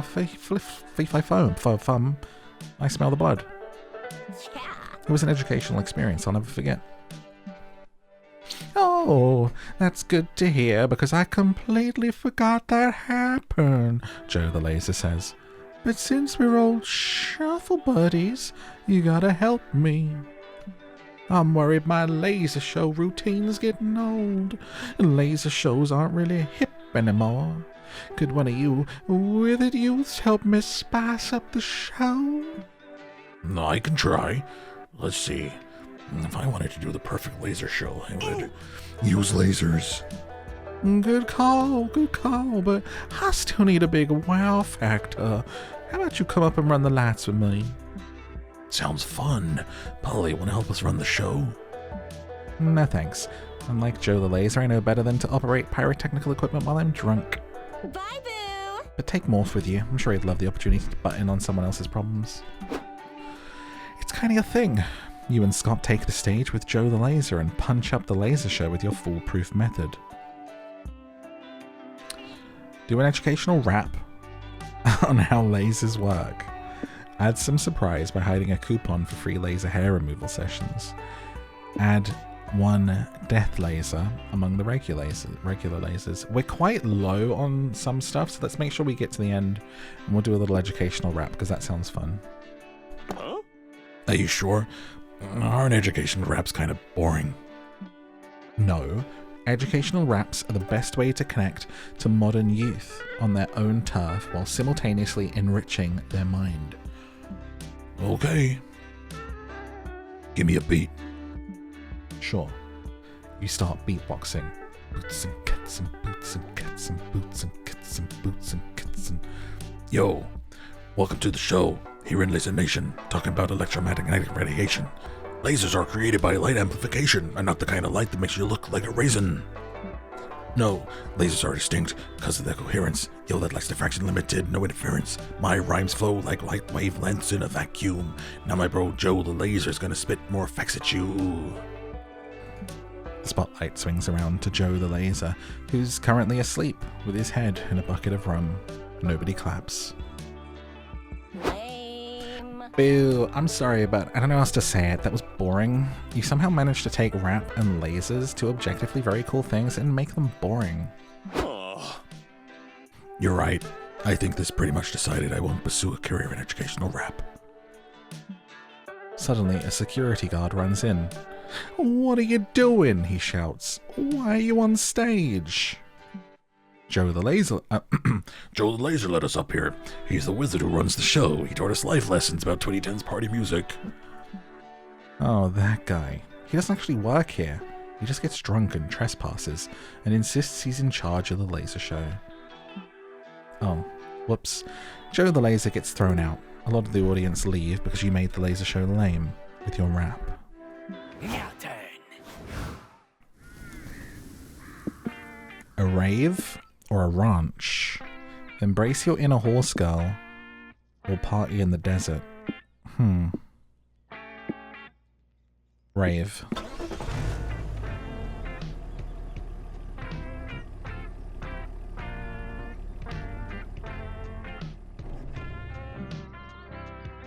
In the middle of the desert, ravers and partygoers have gathered to dance their cares away. You're drawn to some blurry figures in the crowd, ethereal beings who look like they were made out of party. Party time. As you behold them, you wonder, how should you milk the vibes? Get some drinks, find the best spot, party 24/7? Find the best spot. You're all searching for the best spot to party when you're approached by 3 smiling spirits. Polly, you made it to the rave. I'm so glad you're here. Yes. Yes, it's great to see you. Scott, Morph, meet Summer, Macarena, and Cheese. They're the ghosts of parties past, and oh boy, they know how to get down. You bet. It's our unfinished business to make sure you guys dance, drink plenty of water, and have a bitchin' time. Awesome! doing, bro? That's awesome. We were just trying to find a good spot to party. Finding the perfect spot's so important. You gotta find that middle ground in the party where it's not, like, overcrowded, but you're also not dancing alone, you know? You also want to be close to the bar to order drinks, but not so close you're standing in beer and piss all night. Also consider proximity to the DJ. Not so close you mingle with lame DJ groupies, but close enough to get the coveted DJ nod of acknowledgement. DJ nod of acknowledgement. It's like, you really get the vibe. Great job. It'll probably take 30 to 60 minutes to find the sweet spot, but don't worry, it'll be worth it when you're partying in that spot for the next 72 hours straight. Huh. Okay, I'm ready to take this journey. What about this spot next to us? Is that a good place to start? The ghosts of parties past examine the spot with some rulers, levels, barometers, making calculations. Holy shit, this is it. It's the perfect spot. It's like the perfect test of perfect spots. Give me a hug, puppy boy. You're the best. Scott beams and wags his tail. Suddenly, he clutches his stomach. Aw. Oh, sorry guys. I got so excited about the spot it made me have to pee. It's okay, Scott. No worries, buddy. Want me to take you to the porta potty so you don't get lost? Nah, I can do it alone. I got a good sense of direction. Enjoy the perfect spot. I'll be right back. Scott leaves. You party hard. You party so hard an hour has passed before you realize he still isn't back. Shit. Should you try and find him? Rookie mistake, my dude. If you leave this spot, there's almost no chance you find it again. Man. You can't just leave him, though. Start a conga line in the spot and dance your way to finding Scott. You can later trace your way back to the conga line. Hire Wyatt Solomon, a hard-boiled party detective. Perfect. Wyatt Solomon could crack this case easy peasy. Huh? I've never heard of this guy.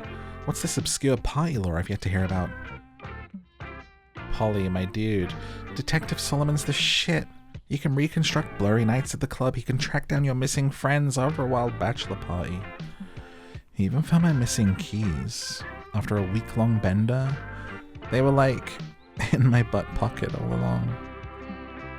I hope someday I'm reincarnated into one of his cigars so I can give that man a kiss on the lips. 3 money? Detective Wyatt Solomon arrives at the scene with a pessimistic blues soundtrack and dramatic voiceover narration. I was smoking a Cuban and drinking whiskey on the rocks, my usual vices after I lost my wife, as I hunted down the elusive werewolf. I started at the porta potties and followed a trail of shedded fur and discarded toilet paper to the food truck. There stood my quarry, ordering chili fries. He was happy, young, naive. I couldn't help it, the kid warmed my heart. Just when I'm ready to quit this job, life gives me a reason to party on. Bro! Bros, I'm back. Your detective friend found me. I got hungry and I went to buy food. Liam? As in our friend from school, Liam? Where is he? Scott points to the confused stranger next to him. I keep telling you, I'm not Liam. My name is Orin. You sure? You're wearing glasses like Liam. You can play it a lot like him too. Today, my friend, your name will be Liam. Party with us. You end up having a hell of a party. Polly, Scott, the ghosts, Wyatt Solomon, and even Liam. 3 soul. Cats can't normally drive, but I am no normal cat. Yeah. Charming village. An idyllic little village where absolutely no atrocities ever take place. City under attack. Ooh. Village.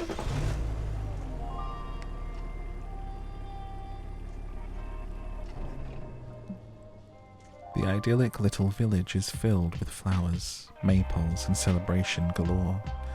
Which means there's got to be something weird going on here, right? Nobody's this happy all the time. What can go wrong? Maybe you're just being paranoid. This is a chance to have fun. Visit the shady landmark, join the celebration, meet the locals. Meet the locals. You're checking out the idyllic little neighborhoods in this strange village when a local family calls out to you. Welcome to our home, outsiders. It's been so long since we had such friendly, fleshy visitors. Won't you come have dinner with us? That sounds great. Sure, I love dinner and strangers. The couple take you to their cottage. It's filled with cute needlepoint art that says stuff like "Bless this mess" and "All hail the fleshless overlord."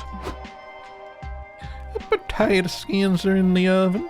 We just love potatoes, especially when we get to peel their sinful flesh from their soft, delicate bodies. How shall we pass the time before dinner's ready? Do you like games? We play a drinking game. The last person to skin themselves alive has to take a shot. What? Only joking. Let's play charades. It's always fun. The wife goes first. She holds up 6 fingers, then she pantomimes scraping something off her arms and screaming in agonizing pain. I know. You're sacrificing your skin to Graftomet. That's 1 point for us. Alright, I gotta ask, why the skin fixation? It seems something you two are really passionate about. Yeah, thank you for noticing. We peeled ourselves long ago so we could be remade under the light of Graftomet, the fleshless overlord. Where are your skins now? Did you eat them? Did you donate them to charity? Oh no, we just kept them. We thought they'd come in handy someday. Really, they've been gathering dust in the hall closet. Oh, can we have them? That's an odd request, but I don't see why not. Free skin. I can't wait to do so many things like... Hey, what do we do? Use it as an alternative option for those moments in which you don't feel comfortable in your own skin. Design a sexy, fashionable outfit that redefines the notion of showing some skin. You design some hella cute outfits like the skin kini and the skinny shirt and socks made of skin. Wow, our skins never looked so fashionable. I admit, that outfit looks absolutely sickening in the best and worst way. Are we sure clothing made of skin is ethical? Even if it's unethical, it's definitely marketable. Fashion brands and social media influencers lose it over any high fashion statement that's clever. Isn't this kind of like furs, though? I don't like it when people skin animal fur and wear it. It's too sad. Yeah, this is kind of similar. But unlike animals, these people consented to having their skin made into clothes. So you're probably in the clear. I don't know. These skin clothes are still pretty itchy. But if you're sure it'll work... It doesn't just work, it works immediately. Soon, everyone's jumping on the skin clothes craze. The supply can't possibly meet the demand. Big fashion pressures the government to legalize purges again so they can get more skin. And it works. It turns out old politicians are okay with legalizing murder as long as it's in the name of upholding traditional values and suppressing fashion that's too revealing. Well, gang, I gotta admit, this one was pretty fucked up. Yes. But these skinny jeans make my ass look fat, so I guess it's not so bad. What could be inside this dank, dark cave? Shiny. Gold and jewels, an abandoned mine shaft, dinosaur bones, an ancient civilization that's yet to be uncovered. I mean, all these things are hella unlikely. It's almost definitely just a bunch of bats and rocks. But you won't know that for sure until you explore the cave. Look for ore. Time to make some money. You and your friends go into the cave to mine for ore. After an hour of walking and mining, you've got a decent pile of precious metals when you hear a voice cry, Hey. Wait, that's your voice. Oh, you dadgum kids, get the head off my ore. Go on, get. I've been hoarding this ore for 50 years. You ain't getting none of it. Why have you been hoarding ore in a cave for 50 years? Are you selling it? No, I don't want money. I want ore.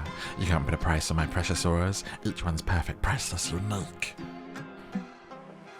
Just look at my sitting ore. I can spend hours crouching uncomfortably on it. Ain't she a beaut? This one's my shitting ore. Yeah, I shit on it. If you... What? If you'll need to go, I have a guest shitting all cleaned up for you. Filth. And this tall drink of water's Ophelia, my ore wife. No relation to the wife I abandoned to become an ore hermit. Awesome, bro! Dang, bro, sounds like you got life all figured out. I'm jealous. Is there anything we can trade for one of your best ores? What's your offer? Well, what do you want? Head if I know. You got any suggestions? I've been in this cave so long I ain't got any frame of reference for what an ore's worth. Oh, cool. He'll be super easy to scam. You offer to trade therapy, long stories about your lives, giving him the next best thing to ore. Law.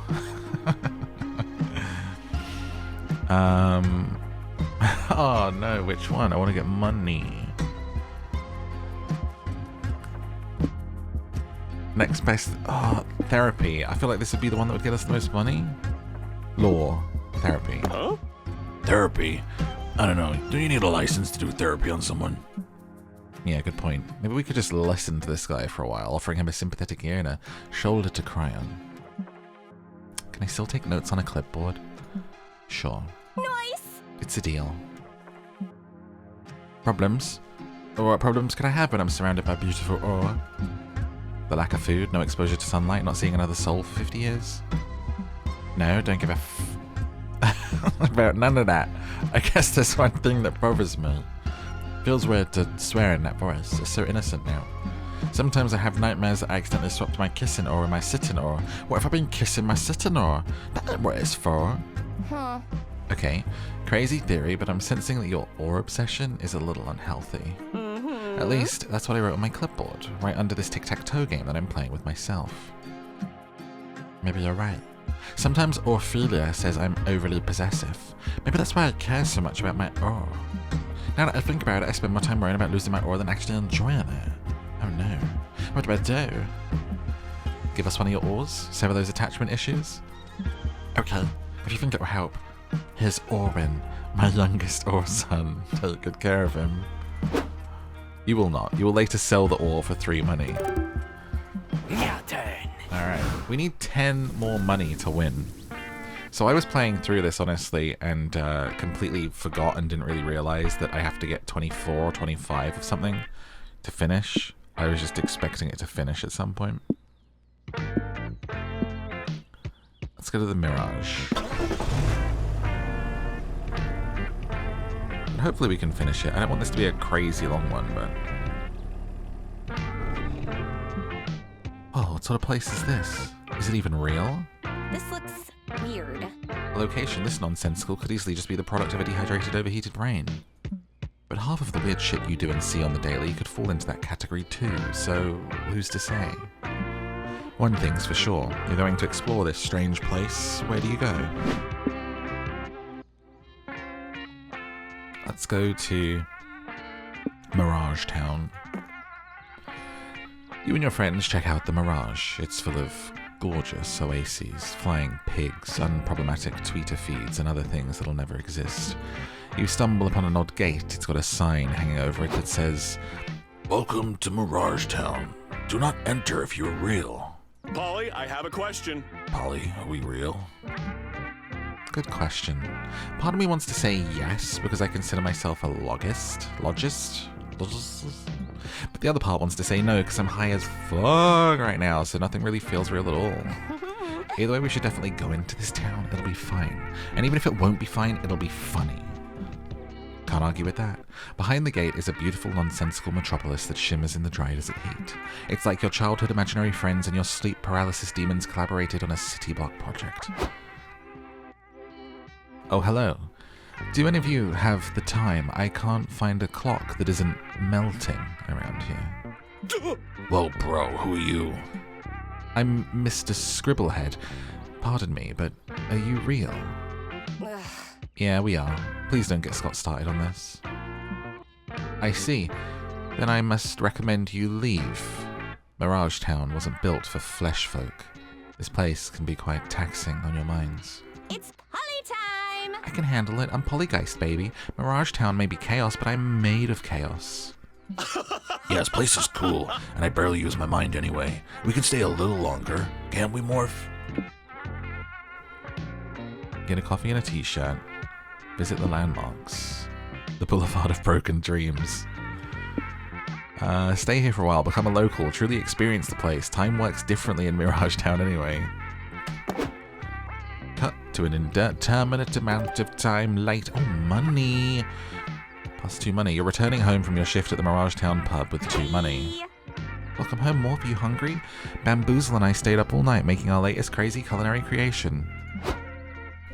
Howdy, Roomie! Try some coconut cricket mirage bread. It's good for the soul. Bamboozle gives you a green bun. You eat it and gain 2 magic. As it becomes a million crickets that fly out of your nose, cue canned laughter. It's those voices again. I can hear you mocking me, motherfuckers. Quit devouring my mind. Guys, be careful outside over the next couple of days. Looks like we're due for another bee monsoon season. Not the bees. Will my torture never cease? I thought we told you to stop barging into the apartment without knocking, Mr. Scribblehead. Not cool! Yeah, especially when I'm trying to take a syrup and whipped cream bath in here. More laughter, and wolf whistles ensue from the invisible audience that plagues Mirage Town's reality. You lose 1 mind. Well, since we're all here, I guess we can get started on the big day. What big day? Is the day I finally get sent back to rehab? No going to rehab until you pay last month's rent, Bamboozle. No, silly. Today's Morph's surprise birthday Oh, I spoiled it. Wait, is it your birthday? How long have you been in Mirage Town? You lose 2... Am I about to, get game over because of this? Oh my god. Hey everybody, sorry I'm late to Morph's party. Those darn bee monsoons are causing traffic, like always. Glad you could make it, bike boy. Who's your friend here? I don't know. He speaks a weird mystical language from somewhere beyond Mirage Town borders. I'm gonna call him Uncle Critter. Ci sei, dove siamo, portarmi fiori di quel caso. Suddenly I've had enough of this place. Yeah, we should go. What? What did he say? I don't understand. You pack your shit and get out before you lose any more mind. Lol, just another day in Mirage Town. Cats can't normally drive, but Okay, I am no normal cat. I'm 5 mind away from dying, so maybe a nice picnic will pick us up.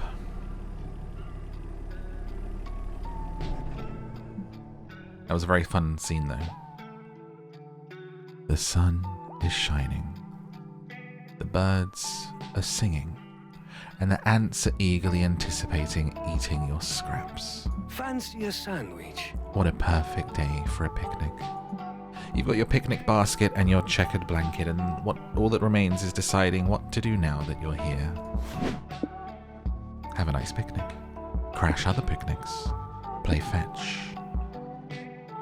I will just have a nice picnic, thank you. You've got the picnic basket of food, you've got the nice day, you've got the friends to enjoy it with, you just need to decide where to spread your blanket. Let's do it! Don't worry, guys. I know how to find the perfect picnic spot. We learned all about this in Monster Scouts. The first step is to make sure your spot has nobody else's pee on it. It's rude to picnic on a spot someone has claimed. The perfect picnic is also best enjoyed with 3 to 6 friends. Good thing we're somewhere in that number. Let's look for a place on a high hill with good air. I'll lick my finger to test the wind while we walk. I've seen people do it in movies. Whatever you say, bud. I'll just follow you around till you find a place where you can sit.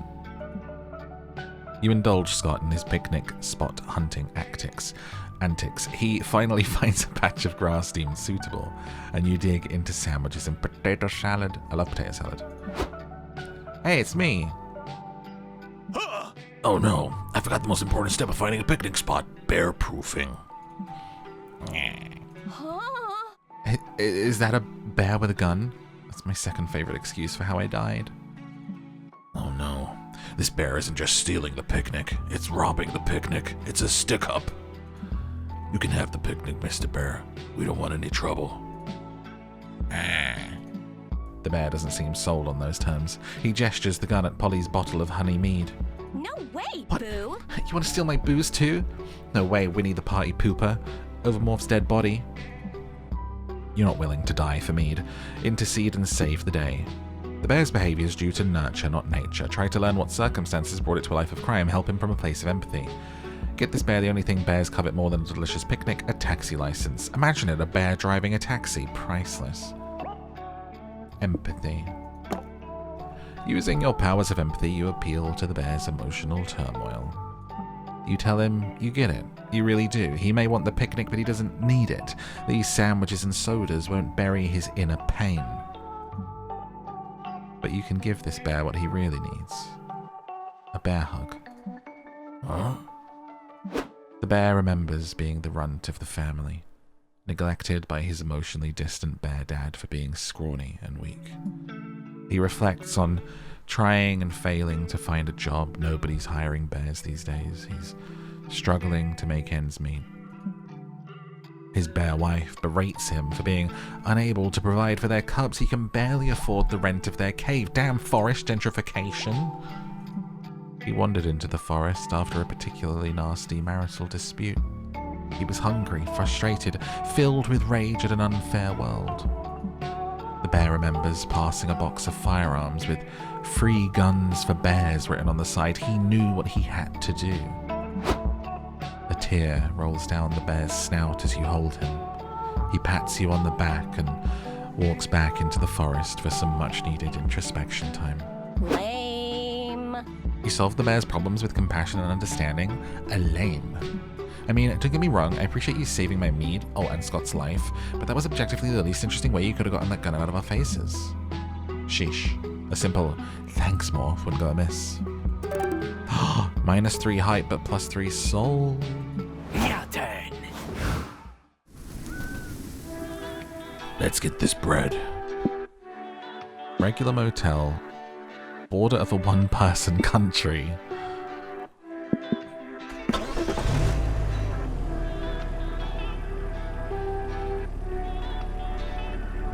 Let's see what this is about. You had no idea there was another country out here in the middle of the desert. Of course, geography was never your strong suit. Or maybe this civilization is What new. the fuck? Whatever the case, you're hella curious to check out this place. Leave customs, smuggle something out. International relations. That would be mind up or down. Learn the customs. Sorry, not leave. I can't read today. Let's try and get some mind back. We'll learn their customs. What could that be, potentially? Roll the dice on it. This country is a little more than a cottage in a small field. You knock on the door. Hi there, foreigners. Welcome to my country, Noodles Europe. Huh. Noodles Europe. But isn't there already a continent called Europe? Yeah, but I like the name. Don't like it? Make your own country. Okay, live your truth. So what are some of the customs of Noodles Europe? One is that it's common European custom to breathe using your lungs. It began as a fashion statement in the upper class, but it became popular in all social castes when people realized lung breathing was the best way not to die of suffocation. We also eat everything slathered in mayo, except for no mayo Mondays. We'd eat mayo's punishable by death. And the favorite cultural pastime is to write Don Quixote. Huh. You mean read Don Quixote? Don Quixote. I don't know why I said it like that. It was weird. My voice went strange. It's weird speaking like this after speaking like you. Yeah, I get it. It's fine. No, write it. Europeans never read the original work, but we know about it through pop culture. So whenever we have free time, we take to writing the story ourselves. So you just rewrite the events of Don Quixote verbatim? Not rewrite, silly. No one's ever read it, remember? We just write what we think is the closest version to Don Quixote we can imagine. In any case, you foreigners are in for a treat. Today's a special day in Europe. Oh, cool. Is today a holiday or something? Better. Today is 2 holidays. Wait, 2? Isn't that kind of inefficient? Why not just give each holiday its own day so people can focus on celebrating just the one? Because it's my country and I make the rules. If I want to have 2 holidays on the same day, so it's gonna fucking be. Morph, why don't you pick the holiday we celebrate the President of Europe commands you to? Thanksgiving. Give thanks to who we love. Freaky Friday, the Friday in which we swap our bodies with a loved one to live wacky misadventures that ultimately teach us about balance and empathy. Yes. Yes. Awesome. I can't wait to trade bodies with my mum and learn the struggle of being a single mother of two trying to make the ends meet while moonlighting as a chess coach. Okay, I'll switch bodies with my mom too. I'll learn so many cool things about her, like her name, where she is, why she never calls me. Oh, it doesn't work like that. You have to already know the person you're switching bodies with. Aww. Oh, Hey Scott, chin up. How about this? We're best buds who love each other lots. Why don't you and I switch bodies? Thanks, Polly. you'd really do that for me, bro? Thank you. No! I lost magic. Noodle recites the ancient switcheroo incantation, and Polly and Scott's minds get totally swapped. Bro. Bro, am I really Polly now? Weird. Should I try talking like Polly? Hey, boo, I'm Polly. I'm gorgeous and funny, and I read big books, and I do lots of dances with my butt. Fine ass. Nice moves. Damn, I have a fine ass. Okay, I'll try being you. Ow! Check it out, bros. I'm Scott. I have big muscles and even bigger heart. Sports, sports, sports. You sound totally like me. You almost had me fooled that you were Scott. Thanks. Ready to switch back? Being body swapped is fun, but this heartbeat of yours is distracting. Noodles reverses the spell. Great work, but it wouldn't be a true Freaky Friday if you didn't learn a moral lesson along the way. Oh, what'd you guys learn? I learned Polly is very impressive. Doing her signature dance requires a lot more butt strength than I thought. Thanks, Scotty. I learned that it's hard being in Scott's shoes because it's hard to bend down and tie your shoes when you have so many muscles. What did you learn, Morph? Oh, I didn't swap Morph with anybody. I figured nobody loved him enough to change bodies with him. Ouch. Guess the only lesson you learned this Freaky Friday is that Noodles is a dick. At least your friends gained 3 soul. I don't know what that Noodles voice was, but you know, we'll go with it. Nighttime. Do. I guess we'll stick with my date. Oh, this is Noodles. Look, there's Noodles himself. Oh wait, maybe I can trade stuff then. Might take a short 10-hour power Barter with nap. trinkets and manage your resources. Okay. The desert is my home. Wait, why does... hello, it's me. I should have given you that voice, apparently. Let's see what we've got. So I can swap these into things. Someone else's credit card. But I don't know what they do. Inflatable boyfriend? I don't understand what the process is. I'll swap a credit card for the nobility title? I had an iguana once. Are you sure you... Wait, I did money up, money down? You will come to regret this. I think I got more money. I don't know. But I probably should have kept the credit card.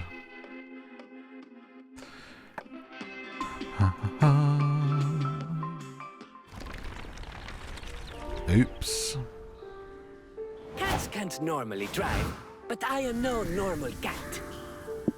Secluded village. A wealthy mansion. Look at that. Money, money, money. Wait, there's blood there. Turn around.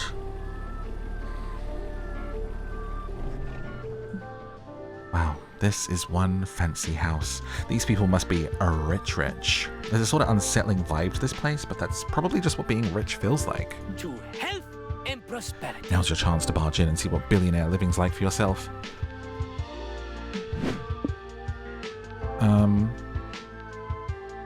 Family games, grandpa's experiments, right? Babysit the kids. Oh, it's a hard choice. What would get us the most money though? Because we're quite close to the end. Let's babysit the kids. You and your friends ring the manor's doorbell. A wealthy, middle-aged woman answers and says, Oh, hello, you the babysitters? Nope, just a couple of friends on a wacky road trip that decided to stop by and... Hush, hush. Answer this question. Are you disgustingly rich? What? No. Then let me stop you right there. If you're not rich, you'll be whatever I want you to be. You want your for money, don't you? Well, I'm not going to say no to free money. Perfect.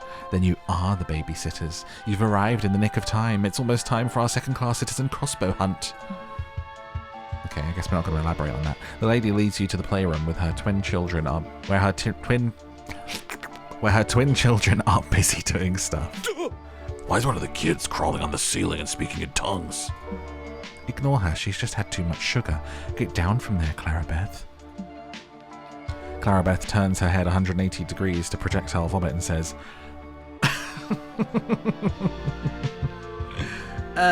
Suck in here, bitch. The other twin tugs timidly on his mother's skirt. Mommy, He whispers. I see a ghost in here. Hi. Yep, sup kiddo, you old enough to drink yet? The kid stares dead-eyed at Polly for a minute and then pulls out a knife and whispers, The ghost says to kill you, Mommy. Hey, I did not, you little gaslighter. Well, good luck with the little angels, says the mum, slamming the playroom door shut. Great, looks like you're stuck here. Clarabeth starts scratching demonic sigils in the ceiling and her brother is... well, he's being a fucking bummer. Okay, I'm way out of my depth here. Does anyone know anything about controlling a pair of creepy misbehaving twins? Discipline. Bury them alive. Bring one of their toys to life. Yeah. A magical moonbeam appears in the playroom. A storybook-appropriate fairy godmother appears in it. Hello, dears. Let me guess. You want a child of your own, but are unable to have one, so you need me to bring a toy to life to fill the void in your heart. Sure, that thing you said. The fairy godmother taps her wand on one of the twins' dolls and says, Voila, this little toy has been gifted with life. But it'll only become a real boy if it learns to be good and kind. Good luck. Did that lady say I have to be good? The toy asks. How do I do that? What is good? I just achieved sentience. I have no concept of morality yet. It's Polly time. That's why you gotta trust everything I tell you with complete blind faith, okay? Old Polygeist will tell you exactly what's good and bad. Lesson 1. Stabbing children's morally okay if they're being annoying. Go practice by stabbing those screaming kids. Okay, I trust you blindly and completely. Come here, fellow children. Let me bleed you dry so I can be a real boy. Polly, are you sure this is okay? Yeah, look at the little brats run around screaming and crying. That means they're having fun. They just need a third annoying sibling to round out their dynamic. We can leave now. Our job here is done. Huh? It is? I say so. And as we've learned, the best way of deciding if something's true or not is if I say it is. You and your friends ditch the creepy kids and drive off. You're relieved that shit's over, but you lost 4 magic summoning that fairy. Your turn. We just need another money. Money! I'm the fortune teller, but I might lose money. Maybe I have to, like, pay her money. I don't know. Oh. You're driving along what you think is an empty road until a weird salesman-looking motherfucker jumps in front of your car. Good morning, future customers. Are you interested in making a deal? Maybe. What's the deal? Scott, no. Ignore him, Scott. He's trying to sell us a pyramid scheme or a vacuum. Why, I never. There is no pyramid scheme. It's a chance to buy into my incredibly lucrative essential embalming oils business. You only have to invest $2,000 to get your first salesman kit, but you'll earn the money back as you find customers to buy your luxury oils. You can earn extra by recruiting 5 other sellers, to sell these kits, and you'll earn commission on their sales. So to clarify, you're at the top of an oil selling chain, so you'd be making commission on our sales, right? Right. And in order for us to earn any commission ourselves, we have to sell these kits to at least 5 people? Right. And then those 5 people have to find 5 more people apiece to get their own commission, and then those 5 have to find more 5, and so on. Right. Okay, you lost me. So if I draw that chain of command on this piece of paper from top to bottom, what am I drawing? A triangle? Jeez, you're persistent. Look, if you're gonna scam us, you could at least pick a scam that isn't so overdone. Yeah, try something like the circular scheme. You're still scammed, but everyone is equally scammed. The truncated Eloscotoscadron scheme. You're scammed, but it's a very sophisticated shape. Feels like circle scam's gonna lead to everyone being scammed and losing money. Such a beautiful complex shape. A truncated icosahedron scheme would be a geometric wonder of a scam. A scammer after my own heart. Are you also enamored by the beauty of ill-gotten income? Not usually, just really high right now. Polly, I have a question. Polly, what's a truncated icosahedron? I'd be happy to explain the truncated icosahedron to you, my boy, for a fee. Sure, knowledge is priceless. Take our money.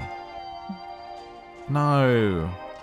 It's a three-dimensional shape with 32 faces, 60 vertices, and 90 edges. It's used to calibrate atomic bombs, manufacture soccer balls, and scam gullible ghosts and werewolves on the side of the road. Oh! Wow, I never knew they used math in soccer. I have so much to learn. And I have so much more to teach you for a fee. Yes. Tell us about the snub cube. Polly starts making it rain money. We just lost the 4 we just got.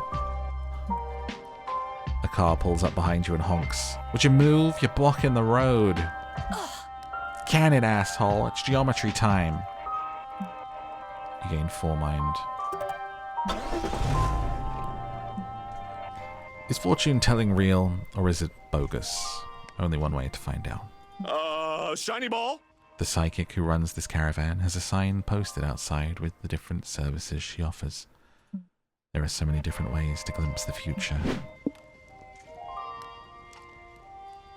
Palm reading. If you go with a palm reading, it'll be like holding hands with someone you care about. Almost. Welcome to Hope Halka's Tent of the Great Beyond. Are you here to get your palm read? Yep. I'm always making decisions on the fly with no foresight or planning. It'd be nice to know what the future holds. Okay, let's have a look at those palm lines. Ooh, wow. Well, Hope, what does it say? Shh, quit talking. I'm reading the best part.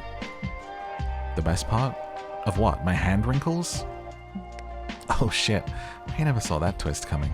I'm pretty sure the last thing you want to hear from your psychic is, I never saw that coming. Okay, this is gold.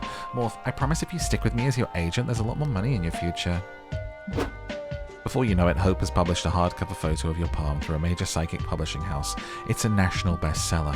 Hashtag Morph's palm trends on Twitter for weeks. Your palm has millions of fans. A movie adaptation gets made. Michael Cera plays your hand. You're welcome for the instant success, Morph. Now pay your contract you owe your publisher, that's me, a sequel to your best-selling palm. How would I do that? My hands are identical. I never even signed a contract. Do you remember your road trip contract, Boo? If any road trip participant writes a best-selling book or palm, the author owes their travelers a cash cut in a sequel. Curses. Not reading the terms and conditions effed you over again.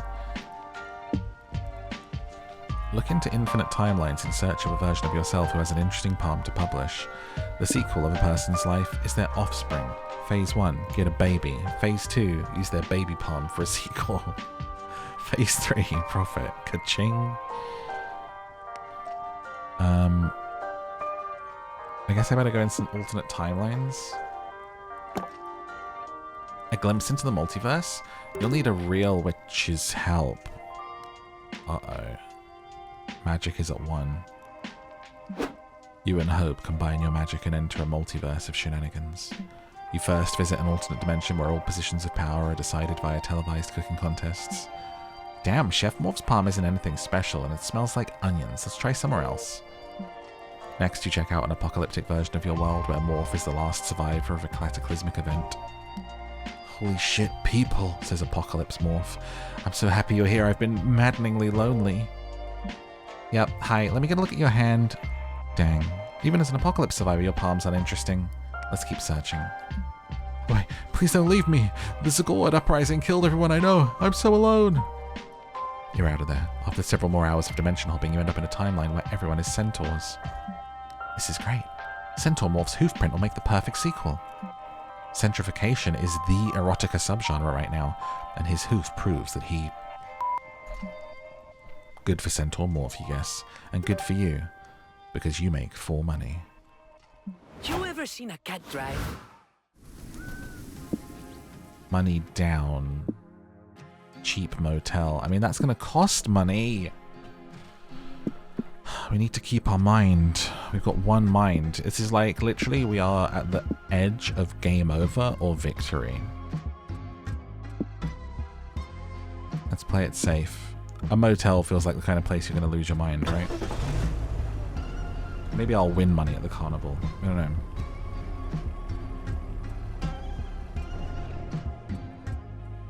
What's more fun than a carnival? There are games, rides, people in costumes, and all the junk food that you could ever want. No match for my power. The first order of business is obviously consuming a pile of cotton candy bigger than your head. Then while you ride the resulting sugar rush, what do you do next? House of Mirrors Carnival Games Freak Show. Guess which resource you'll gain and which you'll lose. Carnival Games sounds like a money loss, right? For sure, because you have to pay to enter, but then maybe you get soul or hype. Who knows what you'll find in the House of Mirrors. Also sounds like the kind of place you might lose your mind, though. Let's do Carnival Games. Carnival Games are rigged and overpriced, and the prizes aren't worth it, but their blinking lights and big plushies still call out to you. Check out this Zoltar machine. I wonder what the best strategy is to win a prize from it. Can you even win a Zoltar machine? Doesn't it just tell you your fortune? Score! Oh, my fortune says you're the best boy. You're sure to be a winner. It printed me a voucher for a prize. Well, it's amazing. You take Scott over to the prize table to claim his plushie. Manning the prize table is a disinterested orc girl painting her nails. You can take anything on the bottom shelf. Actually, can I exchange my prize voucher for more game tokens? I want to win all the things. You think you can... We're taking my lines for. Sorry. You think you can win these carnival games? I hate to break it to you, big guy, but most of them is rigged as hell. You can win any game with enough heart and a good attitude. Come on. Scott, I don't think she can leave her post while she's working. Nah, fuck this job. I want to see this guy prove himself. Let's play some games. You watch Scott win all the carnival games with increasing awe. He's weirdly incredible at this. Damn, you beat the high score in the basketball free throw, the dart toss, the ball against square in race. Well, this one was kind of hard. I aimed the wrong way at first. Got my t-shirt wet. Yeah, so you did. On a completely unrelated note, is he doing anything later? Hey! Play more games. Are there more to play? Only the super hard ones. I've literally never seen anyone win them. You'd lose less money just letting my manager rob you. But you already smashed my expectations at the games you played before. How about this, big guy? I challenge you to win one of those super hard games. You in? Sure, I love a challenge. Whack-a-mole. Kiss wrestling. Rigged game. They admit it's rigged, but the prizes are huge. I feel like you'd be a good kiss wrestler, Scott. What? But kissing and love are magical things. They shouldn't be turned into a silly carnival game. Oh. You're backing down from the challenge, huh? I knew you wouldn't have it in you, big old chicken. I'm not a chicken, I'm a werewolf last time I checked. And I'm not scared of kissing. I'm good at it. Muscles! Kissing's all about using your tongue, and your tongue is one of the most important muscles in your body. I've got a strong tongue. I'll show you. Scott approaches the kiss wrestling machine and goes hog wild. Or should I say, dog wild. Wow, that's something. You're using a lot of tongue. Oh. You know kissing someone's more than just licking their face like a happy puppy, right? Okay. Gosh. Fine, I guess it's somebody's thing. Oh, that was a workout. And definitely take 4 stamina to beat that score, though. You won. You definitely won. Take whatever plushies you want. Take anything that you want. We did it! Yeah, I won. In his excitement, Scott licks the orc's cheek. She turns scarlet and runs off. Ah, she left. I guess she didn't like my kissing after all. Don't worry, bud. I think she liked it. Big time. Your turn. Okay, we're no longer near the edge of losing. Maybe we'll win with some monster trucking. Bow, bow. Nothing says fun like 2 huge trucks on huge wheels wrecking the shit out of each other. It's like trucks. but bigger. The stands are filled with cheering, hooting fans ready to see some vehicular carnage. As for you and your friends, you're ready to pose as food vendors. You just checked your bank account and had a minor heart attack. It's time to make some cash. Don't worry, I know the perfect way for us to get money. Let's pretend to be food vendors. Won't people notice we don't have uniforms or food or stuff? We don't need all that fancy shit to get people to give us money. We're at a monster truck rally. Everyone's focused on the monster trucks to actually stop and realize we're phonies. Trust me, half the food vendors here are scammers themselves.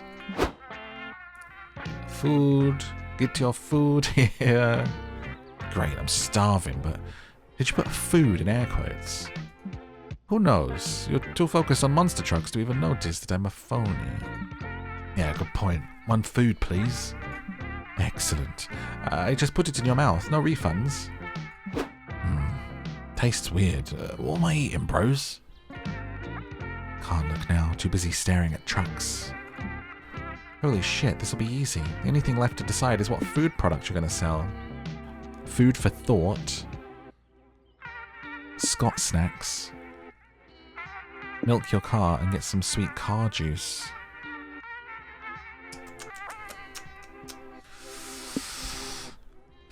Food for thought. Great plan. People at monster truck rallies always expect hot dogs and beer, but what they're really craving are unanswerable philosophical questions.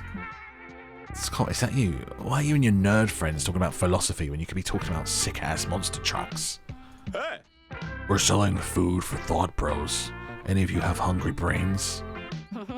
Try a free sample. Why do we bake cookies but cook bacon? Why? Or this one. If you enjoyed yourself while you were wasting time, was that time really even wasted? Why? Plot twist. Or the ultimate unanswerable question. If you hate all the haters, aren't you a hater yourself? You're blowing my mind right now. Me!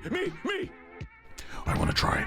If werewolves turn into wolves in the moonlight, but moonlight is reflected sunlight, why are we wolves all the time?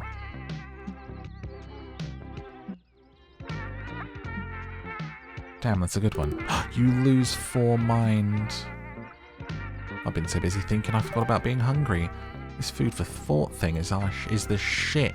Take our money. We won. Nighttime. I think we won. Ugh, I need my 14 hours of sleep. Welcome to the benches. Relax with Penny or Scott.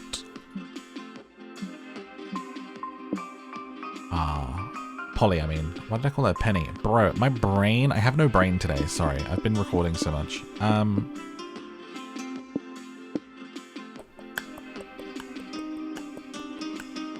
For 1 week, all resource gains and losses from location events are increased by 1.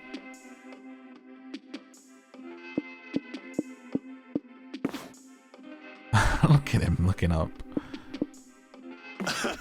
Yeah, bro, Polly and I have been looking for a place to live together. Isn't that awesome? We've been touring apartments lately. It's like an adventure. It's like we're looking for a legendary treasure, but the treasure is, you know, a home. Huh. So far, it's been super hard to decide, though. Like, all the apartments we visit are really cool, very elegant. Picture this. Almost all of them have indoor toilets. Fancy, huh? Oh. Ooh la la.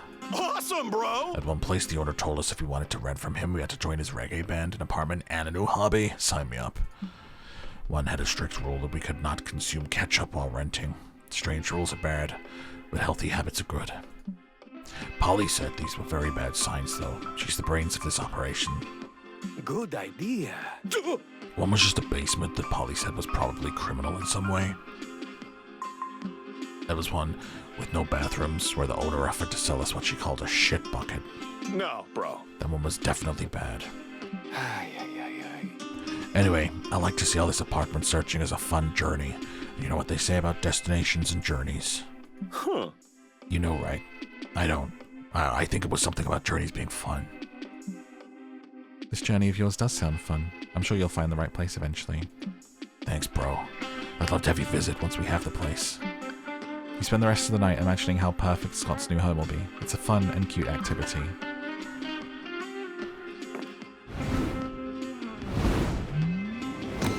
Hey.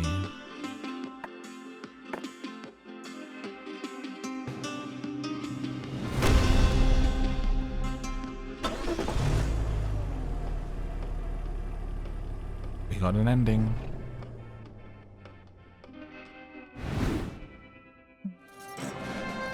Glory to the Mer Kingdom. You've heard so much about this marvelous land full of wonders and blatant violations of basic monster rights. The banquet is exquisite.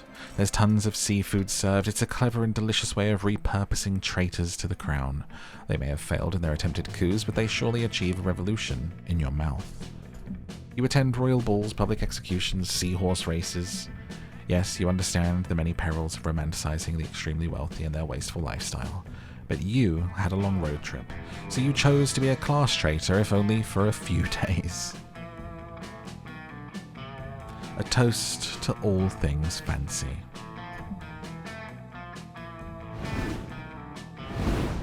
Congrats, you reached a destination. There's more to it. Every player gets an individual ending. You could end up being a lame loser, just okay, or the MVP. In multiplayer mode, the result determined based on how much... No. In single player mode, overall resources. There's also the date ending. Okay. But if you end up a lame loser, it overrides the date ending.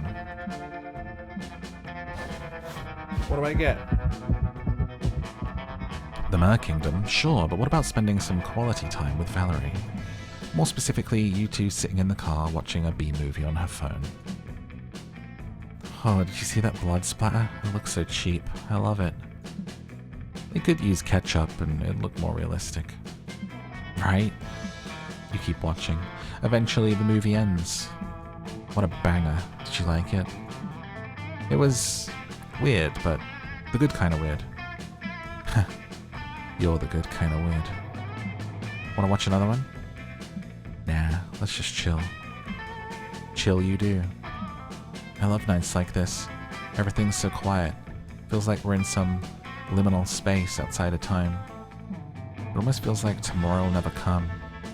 Night forever. I get what you mean. It feels strange and warm. Exactly. You get me, Morph. She rests her head on your shoulder.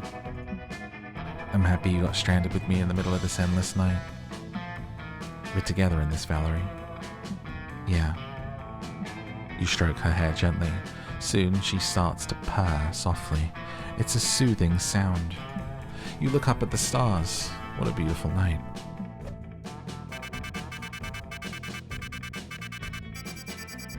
Date ending.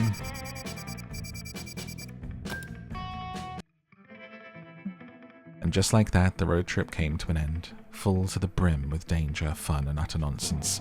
It was everything we could have expected from a trip with Polly and Scott, and then some. We not only survived the whole thing, but we conquered it, and came out different people. It all turned out to be a pilgrimage into self-discovery, a rite of passage, a quest for growth. That is to say, a fucking good trip. As we were heading back home, I thought about how all of this was just one of the first steps in a much bigger journey that was only just beginning. Thank you for watching. If you've made it this far, please do remember to hit like and subscribe. Leave me a comment if you've got something to say, and I will see you in the next video. There's some videos on the screen right now if you want to click on one of those, and I will see you in the next one.